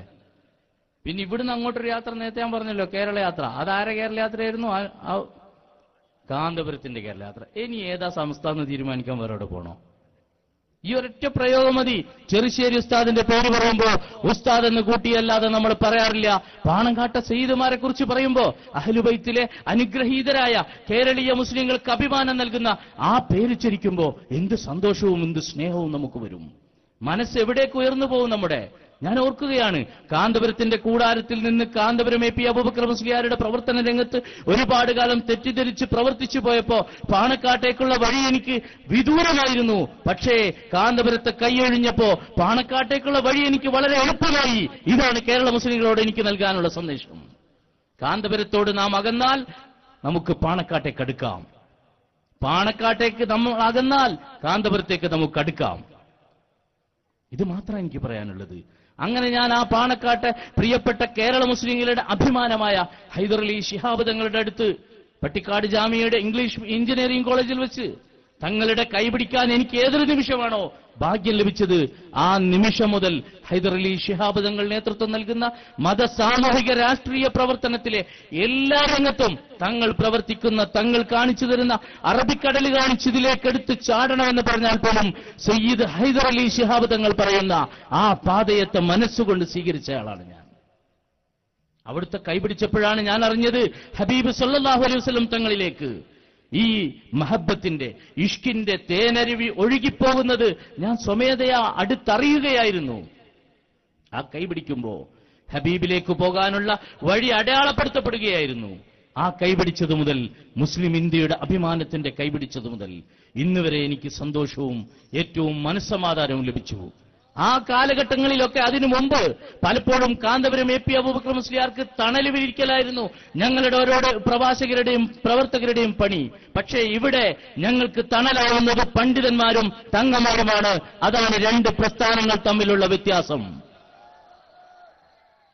അവർ ചെയ്യുന്ന കോപ്രായങ്ങൾക്കും വേണ്ടാത്തരങ്ങൾക്കും തണല് വിരിച്ചു കൊടുക്കാൻ വേണ്ടി കഷ്ടപ്പെട്ടോടുന്ന പാവപ്പെട്ട പ്രവർത്തകരുണ്ട്. അതിലിനിയും അവരോട് എനിക്കൊന്നേ പറയാനുള്ളൂ, ആഖിറം ലഭിക്കാനാണ് നമ്മൾ പ്രവർത്തിക്കുന്നത്, നഷ്ടപ്പെടാനല്ല, നഷ്ടപ്പെടുത്താനല്ല. ആഖിറം നഷ്ടപ്പെടുത്തിക്കൊണ്ട് ഒരാൾക്കും ആഖിറം നേടാൻ കഴിയില്ല. നിങ്ങൾ ഇന്ന് പ്രവർത്തിച്ചുകൊണ്ടിരിക്കുന്ന പ്രസ്ഥാനം ആ പ്രവർത്തന മണ്ഡലമാണെന്ന് തിരിച്ചറിയാൻ കഴിയണം. കാന്തപുരം പറഞ്ഞെന്താ? ഇതിൽ പറഞ്ഞില്ലേ 2000 പള്ളി ഞങ്ങൾ ഉണ്ടാക്കി. അപ്പൊ ഞാനന്നൊരു അന്വേഷണം നടത്തി. കാന്തപുരം ഉണ്ടാക്കിയ 2000 പള്ളി കൂട്ടിയിട്ട് ഒരു ഡോക്യുമെന്ററി തയ്യാറാക്കി. കാന്തപുരത്തെ ആരുടെ അനുയായിയാക്കണം? 2000 പള്ളി ഒരാൾ ഉണ്ടാക്കി എന്ന് പറഞ്ഞാൽ എന്തായാലും വലിയൊരു കാര്യമാണല്ലോ. അപ്പൊ ഉടനെ തന്നെ ഞാനിങ്ങനെ അത് അന്വേഷിച്ചു. മാലിക് ദിനാർ തങ്ങളുടെ ആ ഒരു താവഴി പിന്തുടരുന്ന ആളാണല്ലോ കാന്തപുരം. 2000 പള്ളിയൊക്കെ ഉണ്ടായിട്ടുണ്ടല്ലോ. അതേ ടീം പറയാറുണ്ട് 2000 പള്ളി ഞങ്ങൾക്കുണ്ട്, 25,000 മദ്രസയുണ്ട്. ചിന്തിച്ചു നോക്ക്, ലോജിക്കലായിട്ട് അത് അംഗീകരിക്കാൻ പറ്റുമോ? 25,000 മദ്രസ ഉള്ളവർക്ക് 2000 പള്ളി മതിയോ? നേരെ എതിരല്ലേ വേണ്ടത്. 2000 മദ്രസ ഉണ്ടായാലും 25,000 പള്ളി ഉണ്ടാവണം. ഈ നാട്ടിൽ തന്നെ എന്ത് ചോദിക്കുള്ളൂ, ഒരു മദ്രസ ഉണ്ടെങ്കിൽ പള്ളി 5 ഉണ്ടാവും. ഏതായാലും പോട്ടെ, ഞാനങ്ങനെ അന്വേഷിച്ചു. 2000 പള്ളി നോക്കിയിട്ട് എങ്ങനെയും പള്ളീന്റെ കണക്ക് ശരിയാവുന്നില്ല. കുറച്ചു കാലം ഞാൻ ദുബൈയിലുണ്ടായിരുന്നു. അപ്പൊ ആ ഓർമ്മയിൽ ഞാനത് ദിർഹംസിൽ കൂട്ടി നോക്കി. എങ്ങനെ കൂട്ടിയിട്ടും കണക്ക് ശരിയാവുന്നില്ല. അവസാനം ഞാൻ ഡോളറിൽ കൂട്ടിയപ്പോഴാണ് അത്യാവശ്യം ശരിയായത്. തിരിച്ചു കൂട്ടിക്കോളൂ. ഈ 2000 പള്ളിക്കാർക്ക് 25,000 മദ്രസ ഉണ്ട് എന്ന് പറഞ്ഞാൽ ലൈലത്തുൽ ഖദറിന്റെ അന്ന് രാത്രി കൂട്ടിയാലല്ലേ കിട്ടുള്ളൂ. അതാവസ്ഥ. ഞാൻ വെറുതെ തമാശക്ക് പറയുക, ചിരിക്കാൻ പറയല്ല. കണ്ണൂർ ജില്ലയിൽ ഞാൻ കൃത്യമായി ആ പ്രസ്ഥാനത്തിൽ നിൽക്കുമ്പോൾ തന്നെ അന്വേഷിച്ചു എത്ര മദ്രസ കാന്തപുരം വിഭാഗത്തിന് കണ്ണൂർ ജില്ലയിൽ മൊത്തം ഉണ്ട്. എത്ര ഉണ്ടാവും നിങ്ങളെ കണക്കനുസരിച്ച്? 2500 ഉണ്ടാവോ? 500 ഉണ്ടാവോ? ഇല്ല, 55 മദ്രസ. 55 മദ്രസ മാത്രമേ കണ്ണൂരുള്ളൂ. ആരെങ്കിലും ഇത് കേൾക്കുന്ന SSF കാരന്റെ കടന്നു പോവാ. അത്ര വിശാലായ സ്റ്റേജും VIP കസേരയുണ്ട്. ഞാൻ തെളിയിച്ചു തരാം, പോരി. ഇപ്പൊ അങ്ങനെ അവസ്ഥ. പണ്ടൊക്കെ AP വിഭാഗത്തിന്റെ പ്രസംഗം കേട്ട നിങ്ങൾക്കറിയാം, എവിടെ പ്രസംഗിച്ചാലും ഞങ്ങളൊക്കെ അതിലുണ്ടായവരാണല്ലോ. അമ്മി കൊത്താനുണ്ടോ എന്ന് പറഞ്ഞതുപോലെ വാദപ്രതിവാദത്തിനുണ്ടോ എന്ന് വെല്ലുവിളിക്കും. ഇപ്പൊ കഴിഞ്ഞ ദിവസം അള്ളാഹുവിന്റെ തൗഫീഖ് കൊണ്ട് ഹൈദരലി തങ്ങളുടെ കൂടെ തന്നെ ദ്വീപിൽ പരിപാടി പങ്കെടുക്കാൻ കഴിഞ്ഞു. ദ്വീപിലെ മനുഷ്യജാലികയിൽ. അത് കഴിഞ്ഞ് തങ്ങൾ പോകുന്നതിന് ശേഷം ഞങ്ങൾക്ക് പിന്നെ അവിടെ പരിപാടി ഉണ്ടായിരുന്നു. ഞാൻ നാസർ ഫൈസിയൊക്കെ ഒന്നിച്ചുള്ള പരിപാടി. അവിടെ വെച്ച് ഇങ്ങനെ പ്രസംഗിച്ചുകൊണ്ടിരിക്കുമ്പോൾ ഞാൻ പണ്ട് ക്ലിപ്പ് കൊടുത്ത് സഹായിച്ചിരുന്ന ഒരു AP വിഭാഗത്തിന്റെ ഗണന പ്രസംഗകൻ ദ്വീപിലെ ആന്ധ്രോത്ത് ദ്വീപിലെ പരിപാടിയിൽ ബാക്കിലുണ്ട്. ദൂരെ നിൽക്കുന്ന അയാളും 100 പ്രവർത്തകരുണ്ട്. ഞാൻ ആമുഖമായിട്ട് തന്നെ പറഞ്ഞു, സക്കാഫി ഹക്കീം സക്കാഫി പിന്നിലുണ്ട് എന്നറിയാം. ഹമീദ് സക്കാഫി ഇവിടെ ഉണ്ടല്ലോ അല്ലേ? ഹമീദ് സക്കാഫി ഇവിടെ എത്തിയിട്ടുണ്ട്. ഇൻഷാ അല്ലാഹ് അദ്ദേഹത്തിന്റെ പ്രസംഗം കേൾക്കാം. കാന്തപുരത്തിന്റെ ശിഷ്യനാണ്. ഹക്കീം സക്കാഫി പിന്നിലുണ്ട്. സക്കാഫി ഞാൻ പറഞ്ഞു കഴിഞ്ഞ് നാളെ പ്രസംഗിക്കേണ്ട, ഇന്ന് ഇങ്ങോട്ട് പോരി, പറയുമ്പോൾ തന്നെ മറുപടിയും പറഞ്ഞുകൊണ്ടിരിക്കാം.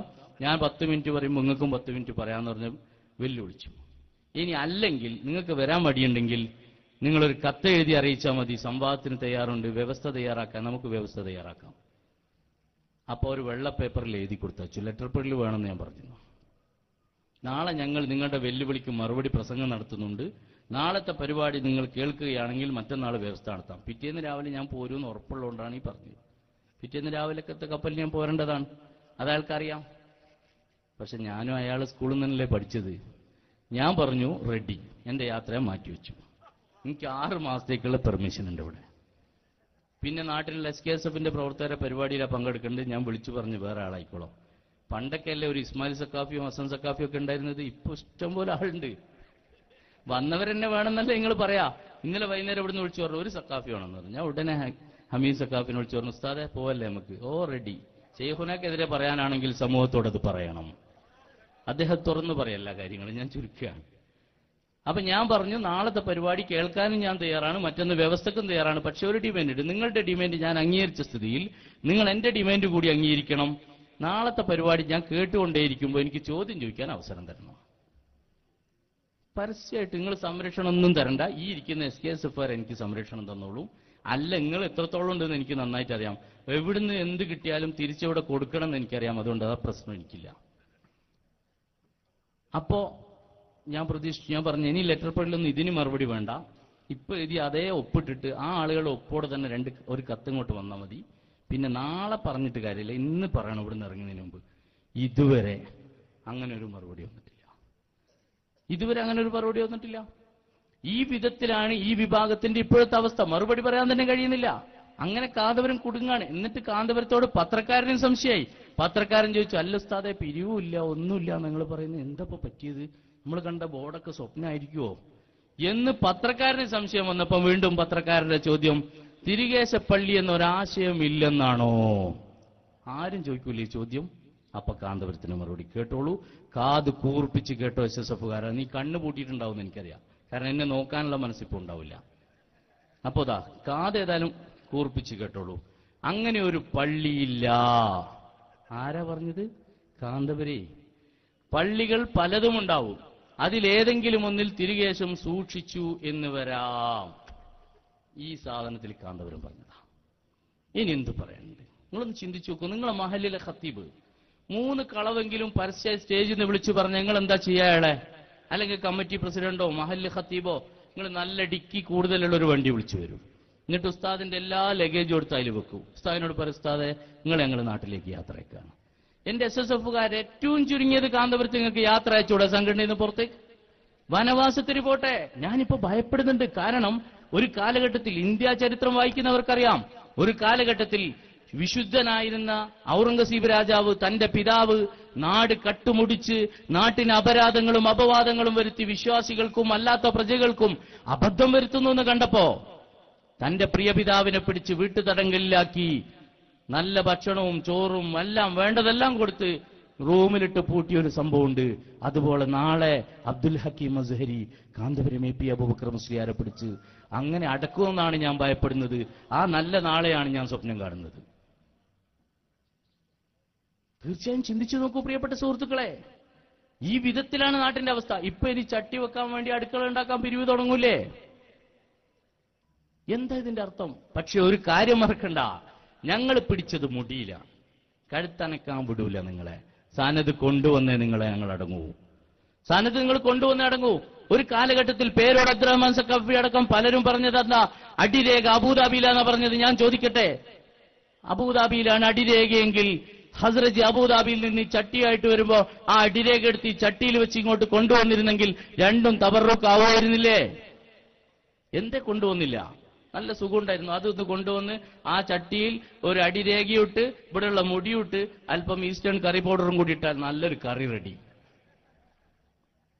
ആ വിധത്തിൽ നിങ്ങൾക്ക് ആയിക്കൂടായിരുന്നോ? വല്ലാതെ വിഷമം തോന്നുകയാണ്. മുസ്ലിം സമുദായത്തെ, ഇസ്ലാമിക സമൂഹത്തെ നിങ്ങൾ ഏറ്റവും വൃത്തികെട്ട രൂപത്തിലേക്ക് ചിത്രീകരിക്കാൻ കാരണക്കാരാവുന്നത് നിങ്ങൾ സിയോണിസത്തിന്റെ ഏജന്റുമാരായതുകൊണ്ടാണെന്ന് ഞങ്ങൾക്ക് നന്നായി അറിയാം.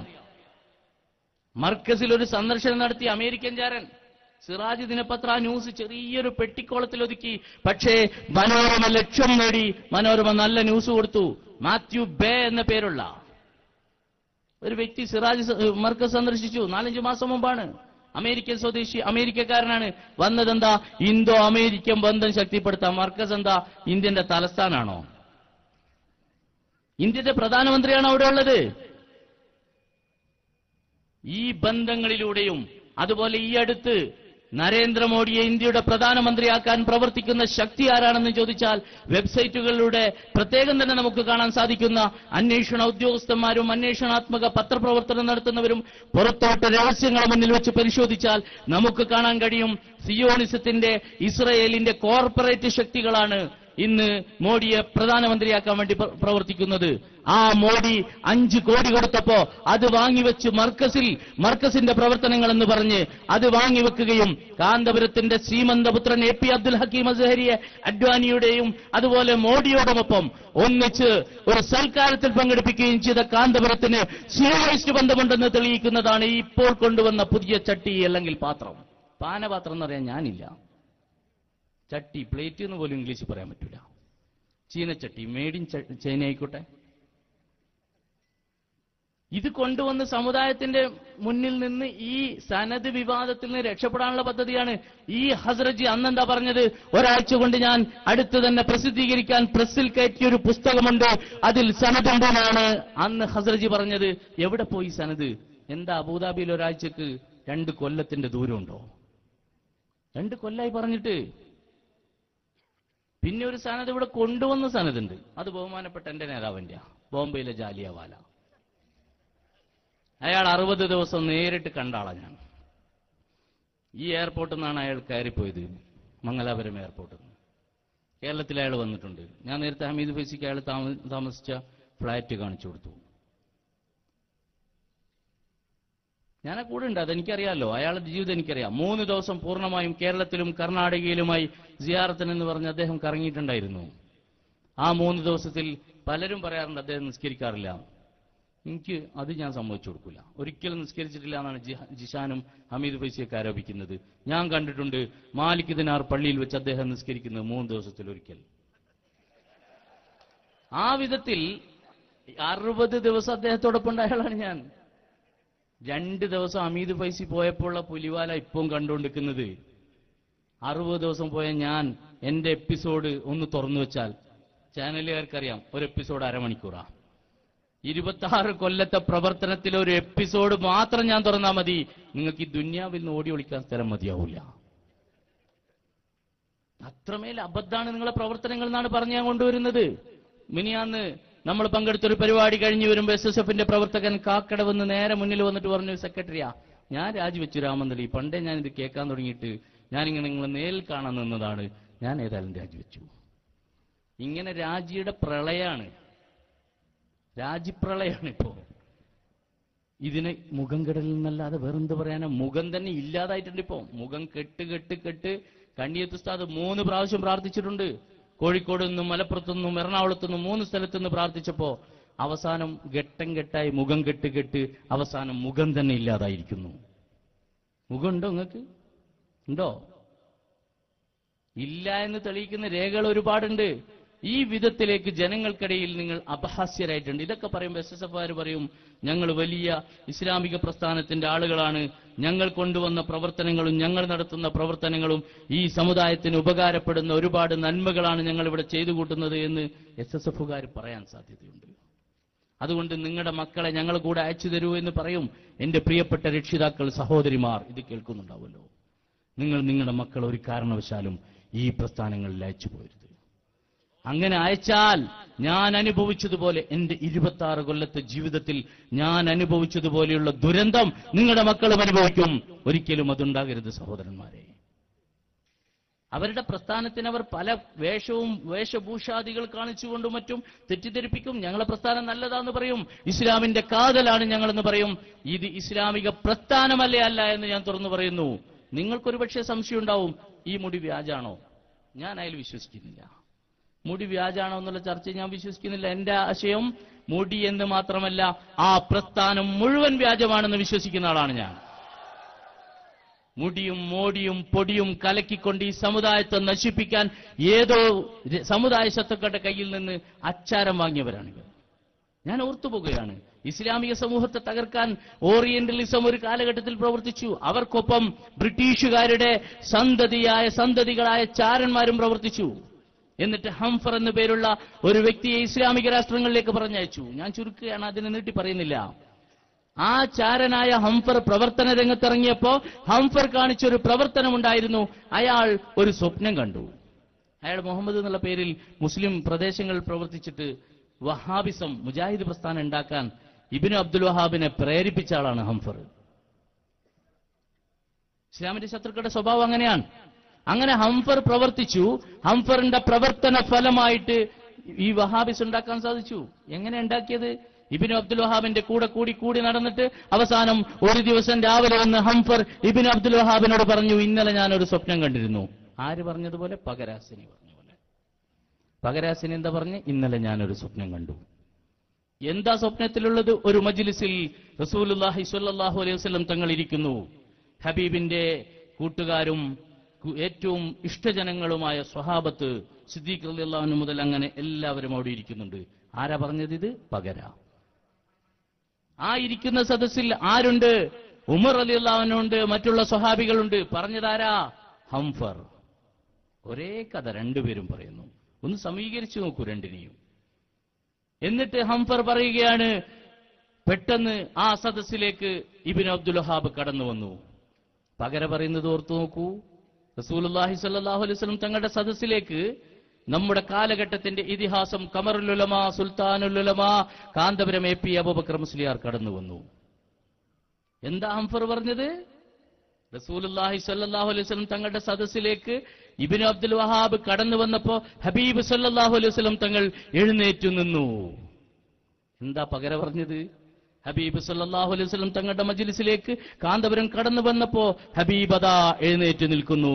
എന്നിട്ട് ഹബീബ് ചോദിച്ചത്രേ, ആരാ വരുന്നത് നിങ്ങൾക്കറിയുമോ? ഹംഫർ എന്താ പറഞ്ഞത്? ഹംഫർ പറഞ്ഞു, ഹബീബ് എഴുന്നേറ്റ് നിന്നിട്ട് ഹബീബ് സ്വഹാബത്തിനോട് ചോദിച്ചു, ആരാ വരുന്നത് നിങ്ങൾക്കറിയുമോ? സ്വഹാബത്ത് പറഞ്ഞു, ഇല്ല. പകര പറഞ്ഞു. എന്നിട്ട് ഹബീബ് എഴുന്നേറ്റ് നിന്നിട്ട് ചോദിച്ചുകൊണ്ട് ഹബീബ് പറയുകയാണ്, എന്റെ സമുദായം ദുഷിച്ചു പോകുമ്പോൾ സമുദായത്തെ ശുദ്ധീകരിക്കാൻ വന്ന സമുദായ സമുദ്ധാരകനായ കാന്തപുരം എ പി അബൂബക്കർ മുസ്ലിയാർ എന്ന ഷെയ്ഖാണ് കടന്നു വരുന്നത്. എന്താ ഹംഫർ പറഞ്ഞത്? സമുദായം അന്ധകാരത്തിലും ബിദ്അത്തിലും അകപ്പെടുമ്പോൾ ആ സമുദായത്തിന്റെ കൈപിടിച്ച് സമാധാനത്തിന്റെയും സത്യത്തിന്റെയും സന്ദേശം പറഞ്ഞുകൊടുത്ത് സത്യത്തിലേക്ക് വഴി നടത്താൻ വന്ന ഇബ്നു അബ്ദുൽ വഹാബ്, ഷെയ്ഖ് ഇബ്നു അബ്ദുൽ വഹാബ്, അപ്പുറത്ത് ഷെയ്ഖ് അബൂബക്കർ. റസൂലുള്ളാഹി തങ്ങൾ എഴുന്നേറ്റ് നിൽക്കുകയാണ് അത്ര. ഇവരെ രണ്ടാളെയും കണ്ടപ്പോ നല്ല കമ്പനിയാ. രണ്ട് സ്വപ്നങ്ങളുടെ ഈ സ്വപ്നങ്ങളൊക്കെ കേട്ടു നോക്കൂ. ഇതാണ് ഈ രണ്ട് തൂവൽ പക്ഷികൾ ഒരുപോലെയാണ് സമുദായത്തിന്റെ ശത്രുക്കൾ. സമസ്തയുടെ പണ്ഡിതന്മാരും പാണക്കാട്ടെ തങ്ങന്മാരും ശക്തമായി മുന്നേറുന്നത് കണ്ടപ്പോ കാന്തപുരത്തിന്റെ മനസ്സിൽ അങ്കുരിച്ച ഒരു അവസ്ഥയുണ്ടായിരുന്നു. എല്ലാ പള്ളി ഉദ്ഘാടനം പാണക്കാട്ടെ തങ്ങന്മാർ, എല്ലാ മദ്രസ ഉദ്ഘാടനം അവർ തന്നെ, എല്ലാ ഫംഗ്ഷൻസും അവർ തന്നെയാണ്. അപ്പൊ പിന്നെ പണ്ട് ബീരാങ്ക ചിന്തിച്ചതുപോലെ, ബീരാങ്ക പ്രാർത്ഥിച്ചതുപോലെ കാന്തപുരം പ്രാർത്ഥിച്ചു. എന്താ ബീരാങ്ക പ്രാർത്ഥിച്ചത്? പടച്ചോനെ, ഞാൻ വളരെ ബുദ്ധിമുട്ടിലാണ്, എന്റെ അപ്പുറത്ത് അഹമ്മദാജി സമ്പന്നനാണ്, അതുകൊണ്ട് എന്നെ നീ അതുപോലെ ആക്കണേ. നിരന്തരം ദുആ ചെയ്തു, ഫലിച്ചില്ല. അവസാനം ബീരാങ്ക ദുആ ചെയ്തു, ഞാൻ ഒരുപാട് കാലമായി ദുആ ചെയ്യുന്നു റബ്ബേ, കാന്തപുരം പറഞ്ഞതുപോലെ. പക്ഷെ ഇത്രയും കാലം ദുആ ചെയ്തിട്ട് നീ എനിക്ക് ഫലം തന്നില്ല, എന്നെ അഹമ്മദാജിയെ പോലെ ആക്കിയില്ല. എന്നാ പിന്നെ അഹമ്മദാജിയെ എന്നെ പോലെയെങ്കിലും നീ ആക്കണേ റബ്ബേ. ഈ പ്രാർത്ഥന പോലെ കാന്തപുരം എന്താ പറഞ്ഞത്? കാന്തപുരം പാണക്കാട്ടെ തങ്ങളുടെ ഉദ്ഘാടന മഹാമഹങ്ങൾ കാണുമ്പോ തോന്നി മൂപ്പർക്ക് അതുപോലെ ആകണമെന്ന്. ആയില്ല, ആക്കാൻ കഴിഞ്ഞില്ല. അവസാനം കാന്തപുരം വിഷമിച്ചിട്ട് പറഞ്ഞു, എന്നാ പിന്നെ പാണക്കാട്ടെ തങ്ങന്മാർ ഇങ്ങനെ ആക്കണം. പടച്ചോൻ സ്വീകരിക്കുവോ ആ കാന്തപുരം ദുആ ചെയ്താൽ? ഈ കോലത്തിൽ പാണക്കാട്ടെ തങ്ങന്മാർക്കെതിരെ തങ്ങന്മാർ വീണ്ടും ഉയരുകയാണ്. അപ്പൊ സ്വയം തന്നെ മൂപ്പര് കാളിയായി, സ്വന്തം തന്നെ സമസ്ത പിളർത്തി, സ്വന്തം പാണക്കാട്ടെ തങ്ങന്മാർക്കെതിരെ പറഞ്ഞു. ഇപ്പൊ പറയാണ് ഞങ്ങൾ മുസ്ലിം ലീഗിന്റെ ആളുകളാണ്. മുസ്ലിം ലീഗിന്റെ പ്രവർത്തകർ ഒരുപക്ഷെ അദ്ദേഹത്തിൽ വിശ്വാസം അർപ്പിച്ചുകൊണ്ട് അങ്ങനെ തെറ്റിദ്ധരിച്ചു പോകുന്നുണ്ടെങ്കിൽ പ്രിയപ്പെട്ട സുഹൃത്തുക്കളെ, വിശ്വസിക്കരുത്. ഞങ്ങൾ ഉസ്താദിനെ എനിക്കും സക്കാഫിക്കും അറിയും പോലെ നിങ്ങൾക്കറിയില്ല. അറിയില്ല സുഹൃത്തുക്കളെ. കഴിഞ്ഞ തെരഞ്ഞെടുപ്പിൽ, പാർലമെന്റ് തെരഞ്ഞെടുപ്പിൽ രണ്ടത്താണ് ഞങ്ങളെ സ്ഥാനാർത്ഥിയല്ലെന്നല്ലേ കാന്തപുരം പ്രഖ്യാപിച്ചത്. എന്നാൽ പയ്യന്നൂരിലെ മുഖപത്രം കൊണ്ടുപോയി രണ്ടത്താണിക്ക് വേണ്ടി ഇറക്കിക്കൊടുത്ത് രണ്ടത്താണിയെ വിജയിപ്പിക്കാൻ വേണ്ടി ചുമതലപ്പെടുത്തിയത് ഞങ്ങളെ 3 പേരെയാണ്. ഒന്ന് റിസാലയുടെ ഒരു എഡിറ്ററെ, പേരിപ്പം ഞാൻ പറയുന്നില്ല, വലിയ ശല്യമില്ലാത്തതുകൊണ്ട് തുടങ്ങിയ ഞാൻ പേര് പറയും. രണ്ടാമത് ON തരുവണയെ, മൂന്നാമതൊരാൾ എന്നെ ആയിരുന്നു. പത്രം പയ്യന്നൂരിൽ നിന്ന് വാങ്ങിക്കൊണ്ടുപോയി ഫുൾ ടൈം എഡിറ്റർ ഞാനായിരുന്നു. അങ്ങനെ ഞങ്ങൾ 3 പേരും എഴുതുകയായിരുന്നു കാന്തപുരം ഏൽപ്പിച്ച ദൗത്യം. നിഷേധിക്കട്ടെ, കാന്തപുരം സിറാജ് നടിച്ചതിന്റെ പ്രിന്റ് ചെയ്തതിന്റെ ബില്ല് എന്റെ കയ്യിൽ ഇപ്പോഴും സൂക്ഷിച്ചിട്ടുണ്ട്, പത്രവും സൂക്ഷിപ്പുണ്ട്. എന്നിട്ട് ഉള്ളിലൊന്ന് പറയാ, പുറത്ത് മറ്റൊന്ന് പറയാ. എന്നിട്ട് മുസ്ലിം ലീഗിന്റെ പാവപ്പെട്ട സമുദായ നേതൃത്വത്തോട് പറയാ, നിങ്ങളോടൊപ്പമാണ് ഞാൻ. തെറ്റിദ്ധരിപ്പിക്കുകയാണ് അദ്ദേഹം. വിശ്വസിച്ചു പോകരുത് ആ മനുഷ്യനെ. അദ്ദേഹത്തിന്റെ ലക്ഷ്യം സമുദായത്തെ, അദ്ദേഹത്തിന്റെ ജീവൽ പ്രധാന ലക്ഷ്യം മുസ്ലിം സമുദായത്തെ നശിപ്പിക്കുക എന്നുള്ളതാണ്. ആ ദൗത്യത്തിന് നാം കാരണക്കാരാവരുത്. നമ്മൾ അദ്ദേഹത്തിന്റെ ഈ കെണിവലയെ സൂക്ഷിക്കണം. ഈ സമുദായ ഐക്യത്തെ തകർക്കാൻ വേണ്ടിയുള്ള പുതിയ പദ്ധതികളാണത്. അത് തിരിച്ചറിയാൻ നമുക്ക് കഴിയണം.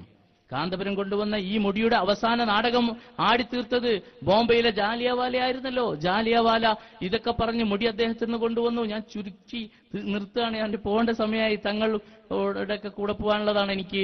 ആ അവിടെ നിന്ന് വെച്ച് വാങ്ങിക്കൊണ്ടുവന്ന മുടിക്ക് ഇവിടെ സനത് വായിച്ചു കാന്തപുരം. വായിച്ച സനത് പച്ച കള്ളായിരുന്നു എന്ന് പിന്നെ ഞങ്ങൾക്ക് ബോധ്യപ്പെട്ടു. ഞങ്ങൾ സനത് എടുത്തു നടന്നിട്ടുണ്ട്. പിന്നെ ബോംബെയിൽ പോയി കൃത്യമായ അന്വേഷണം നടത്തി. ജാലിയവാലയോട് തന്നെ ചോദിച്ചപ്പോഴാണ് ബോധ്യപ്പെട്ടത്. ജാലിയവാല പറഞ്ഞു ഞാൻ അങ്ങനെ ഒരു സനതും കാന്തപുരത്തിന് കൊടുത്തിട്ടില്ല. അപ്പൊ ഞാൻ ചോദിച്ചു, നിങ്ങൾ ഇത് ആര് മുഖേന നിങ്ങൾക്ക് കിട്ടിയത്? എന്റെ പിതാക്കൾ വഴി. അവസാനം നോക്കുമ്പോൾ പിതാവിന്റെ പേര് ഈ ജാലിയവാലയുടെ ആ സനദിൽ ഒന്നാമത്തെ പേര് ജാലിയവാല, രണ്ടാമത്തെ പേര് ഗുലാം അബ്ദുൽ ഖാദർ ജീലാനി റളിയല്ലാഹു ചെല്ലേണ്ട ബോംബെയിൽ ഒരാളെ പേരാ. എന്നിട്ട് അയാളുടെ പേര് കണ്ടപ്പോൾ ഞാൻ ചോദിച്ചു ജാലിയവാലയോട്, നിങ്ങളുടെ പിതാവിന്റെ പേര് ഇതാണോ? നിങ്ങൾക്ക് ആര് വഴിയാണ് മുടി കിട്ടിയത്? എന്റെ പിതാക്കളിലൂടെ പ്രപിതാക്കളിലൂടെയാണ് അദ്ദേഹം പറഞ്ഞു. പിന്നെ ഞാൻ അദ്ദേഹത്തോട് വീണ്ടും ചോദിച്ചു, അപ്പൊ നിങ്ങൾ കൊടുത്തിട്ടില്ല അല്ലേ? ഇല്ല, കൊടുത്തിട്ടില്ല. എന്നാ പിന്നെ ഈ ഗുലാം അബ്ദുൽ ഖാദർ ജീലാനി എന്ന് പറഞ്ഞ സനദിലെ രണ്ടാമത്തെ ആൾ അറിയുമെന്ന് ചോദിച്ചു. അദ്ദേഹം പറഞ്ഞു എനിക്കറിയില്ല. ഉടനെ വണ്ടി ഞാൻ വിട്ടു. നേരെ ഇത് കാന്തപുരത്തിൽ കൊണ്ടുകൊടുത്ത് ആര് ബർക്കാത്തിയെ പിടിച്ചു. അയാൾ ബർക്കാത്തി സയ്യിദ് എന്നാണ് പറയുന്നത്. അയാൾ ചോദിച്ചു, നിങ്ങൾ തങ്ങളാണോ? അല്ല, ഞാൻ തങ്ങളല്ല, നാടനാണ്. അപ്പൊ അയാൾ പറഞ്ഞു തന്നു സത്യം. കാന്തപുരം പറഞ്ഞത്രേ, ഷെഹർ മുബാറക്കിന്റെ സനത് കിട്ടാൻ ജാലിയവാലയോട് ബന്ധപ്പെട്ടിട്ട് 2 ലക്ഷം രൂപ കൊടുക്കാന്ന് പറയണം, 2 ഇല്ലെങ്കിൽ അതിൽ കിട്ടിയില്ലെങ്കിൽ 5 ലക്ഷം കൊടുക്കാന്ന് പറയണം എന്ന് പറഞ്ഞു. ഇതിന്റെയൊക്കെ രേഖ എന്റെ കയ്യിലുണ്ട്, ഓഡിയോ രേഖയുണ്ട്. നേതാക്കൾ വരട്ടെ, ബാക്കി ഞാൻ തരാം നിങ്ങളെ കയ്യിലേക്ക്. എല്ലാ കഥ അതോടെ അവസാനിക്കും. നിങ്ങളുടെ സംഘടനയുടെ ഖിയാമത്ത്. അങ്ങനെ കാന്തപുരത്തിന്റെ ആളുകൾ വന്ന് ചോദ്യം ചോദിച്ചു. കാന്തപുരത്തിന്റെ ആളുകൾ വന്ന് എന്നോട് ഈ വിഷയത്തിലൊരു ഏറ്റുമുട്ടൽ, ഈ വിഷയത്തിലൊരു ചർച്ചയ്ക്ക് വരാൻ സന്നദ്ധത കാണിച്ചു വരട്ടെ. കേരളം മുഴുവൻ ഞാൻ എത്ര കാലമായി നടക്കുന്നു. ഞാൻ വന്ന അന്ന് മുതൽ ചോദിക്കുന്ന ചോദ്യമാണ്. കാന്തപുരം പ്രസംഗിക്കുന്ന ഒരു വേദിക്ക് മുന്നിൽ 2 ദിവസം മുമ്പ് ഞാൻ കുണ്ടൂരിൽ വെച്ച് പ്രസംഗിച്ചപ്പോ, അന്ന് 2 ദിവസം മുമ്പ് കാന്തപുരം വരുന്ന 2 ദിവസം മുമ്പ് പ്രസംഗിച്ചു. അപ്പൊ കാന്തപുരം വന്നിട്ട് പറഞ്ഞു, എല്ലാ കണക്കും അള്ളാഹുവിന്റെ കോടതിയിൽ ഞാൻ പറഞ്ഞുകൊള്ളാം. എന്നാ പിന്നെ മൂപ്പർ റെസീറ്റിൽ നമ്പർ അടിക്കണം. കണക്ക് അള്ളാന്റെ കോടതിയിലാണ് പറയുന്നെങ്കിൽ. രണ്ടാമത് പറഞ്ഞു, രാമന്തളി എന്ന് പറഞ്ഞ ആളെ എനിക്ക് അറിയുന്നില്ല. 26 കൊല്ലം നിഴല് പോലെ കൂടെ കൂടിയിട്ട് കേരള മുസ്ലിങ്ങൾ മുഴുവൻ കാന്തപുരത്തിനെതിരെ വന്ന് ഹൈക്കോടതിയിൽ ഈ പള്ളിയുടെ പേര് പറഞ്ഞ് കേസ് കൊടുത്തപ്പോ കാന്തപുരത്തിന്റെ സംരക്ഷണത്തിന് വേണ്ടി ഞാൻ മാത്രമാണ് ഹൈക്കോടതിയിൽ ഉണ്ടായത്. കാന്തപുരത്തിന് അനുകൂലമായി ഹൈക്കോടതിയിൽ അദ്ദേഹത്തിന് അനുകൂലമായി പെറ്റീഷൻ കൊടുത്ത ആളാണ്, അനുകൂലമായി കക്ഷി ചേർന്ന ആളാണ് ഞാൻ. എന്നിട്ടാ കാന്തപുരം പറഞ്ഞ് എനിക്ക് രാമന്തളിനെ അറിയില്ല. നിങ്ങൾക്ക് അറിയില്ല എന്ന് എനിക്കറിയാം, പക്ഷെ എനിക്ക് സന്തോഷമാണ്. മഹ്ശറിൽ ഇങ്ങനെ തന്നെ പറയണം. കാരണം മഹ്ശറിൽ ഒരാൾ ആർക്കാണോ അറിയുന്ന ആൾ അയാളുടെ കൂടെ പോവാനാ പറയാ. അപ്പൊ ഇയാളുടെ കൂടെ പോവാൻ പറയുന്നൊരു ഗതികേട് തരല്ല പഠിച്ചോനെ. അവിടെ നിങ്ങളിങ്ങനെ തന്നെ പറയണം. അങ്ങനെ ജാലിയവാലിനോട് ഞാൻ ചോദിച്ചു, ഇത് പിന്നെ എന്ത് കളിയാണ്? അപ്പൊ ജാലിയവാലിന്റെ ഈ ആര് ബർക്കാത്തി പറഞ്ഞു, ഞങ്ങൾ അങ്ങനെ 5 ലക്ഷം തരാന്ന് പറഞ്ഞപ്പോഴും ജാലിയവാല പറഞ്ഞു സനദില്ല. അങ്ങനെ പിന്നെ എന്ത് സംഭവിച്ചു? അപ്പൊ അയാൾ സത്യം പറഞ്ഞു തന്നു. ബോംബെയിൽ മുടി ഇതുപോലെ സൂക്ഷിക്കുന്ന ആരെങ്കിലും ഉണ്ടെങ്കിൽ അവരോട് സനത് വാങ്ങിക്കൊണ്ടുവന്ന് അതിവിടെ കൊടുക്കാൻ പറഞ്ഞു. അതിന്റെ അടിസ്ഥാനത്തിൽ സനത് വാങ്ങിക്കൊണ്ടുവന്നിട്ട് ഇവിടെ ഏൽപ്പിച്ചു. ആരുടെ കയ്യിൽ നിന്ന്? നേരത്തെ പറഞ്ഞ ഗുലാം അബ്ദുൽ ഖാദർ ജീലാന്റെ കയ്യിൽ ഒരു സനതുണ്ട്, ജാലിയവാലിന്റെതല്ലാത്.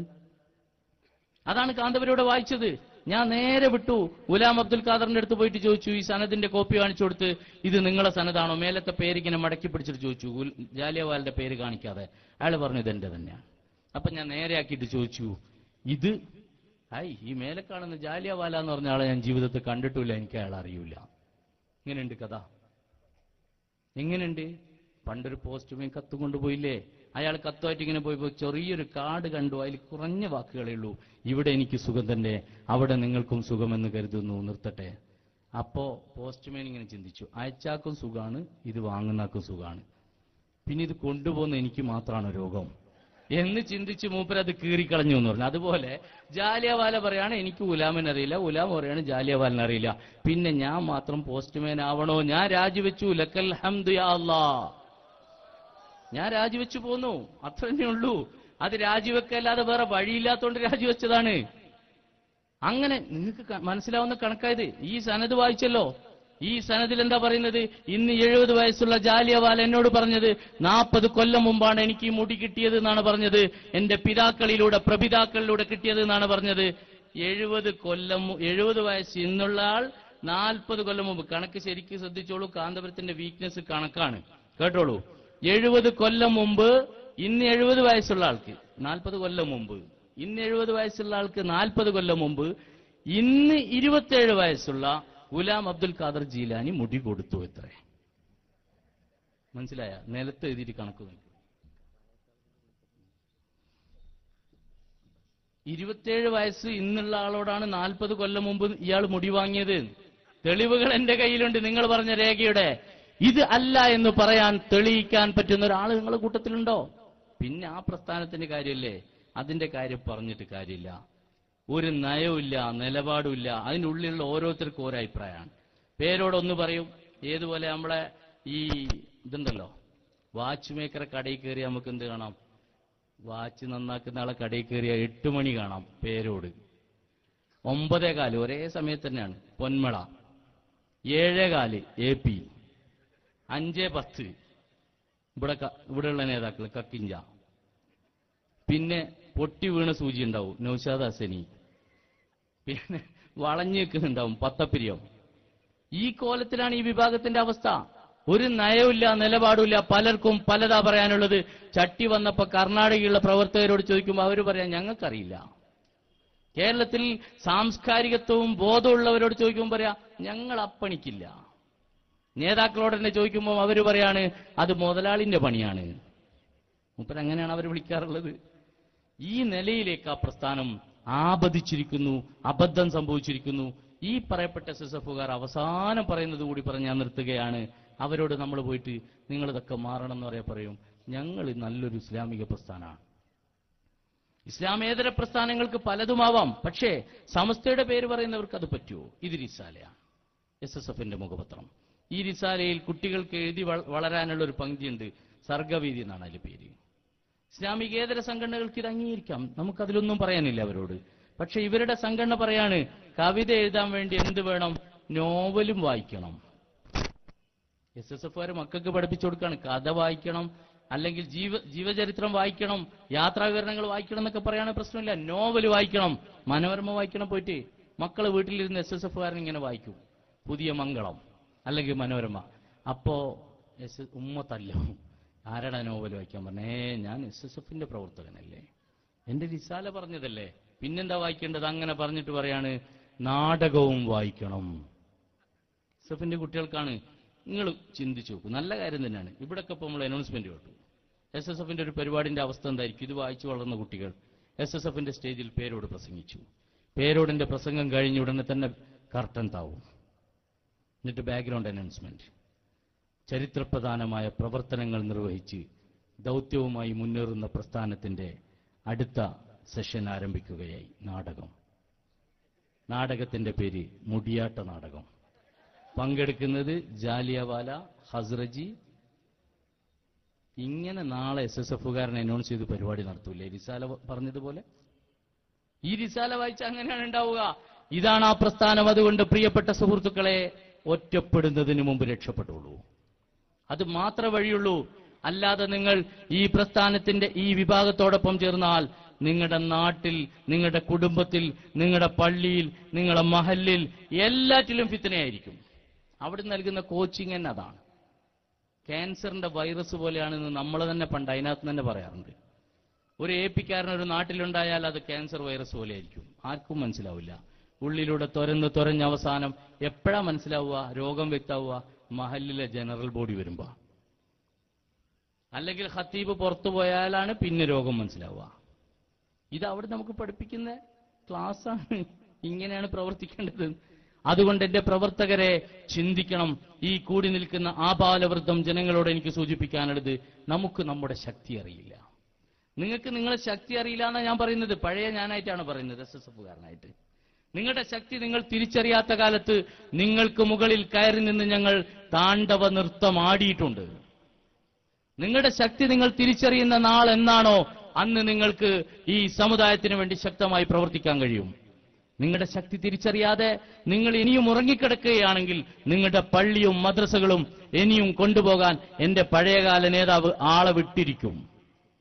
അതിനു മുമ്പ് നമ്മുടെ മഹല്ലുകളിൽ സ്നേഹത്തിന്റെയും സൗഹൃദത്തിന്റെയും എല്ലാ സൗഗന്ധികങ്ങളും പൂത്തുലയാൻ, മതസൗഹാർദ്ദവും മതകീയമായ അന്തരീക്ഷവും ഒന്നിച്ചുണ്ടാവാൻ ശക്തമായി പ്രവർത്തിക്കുക.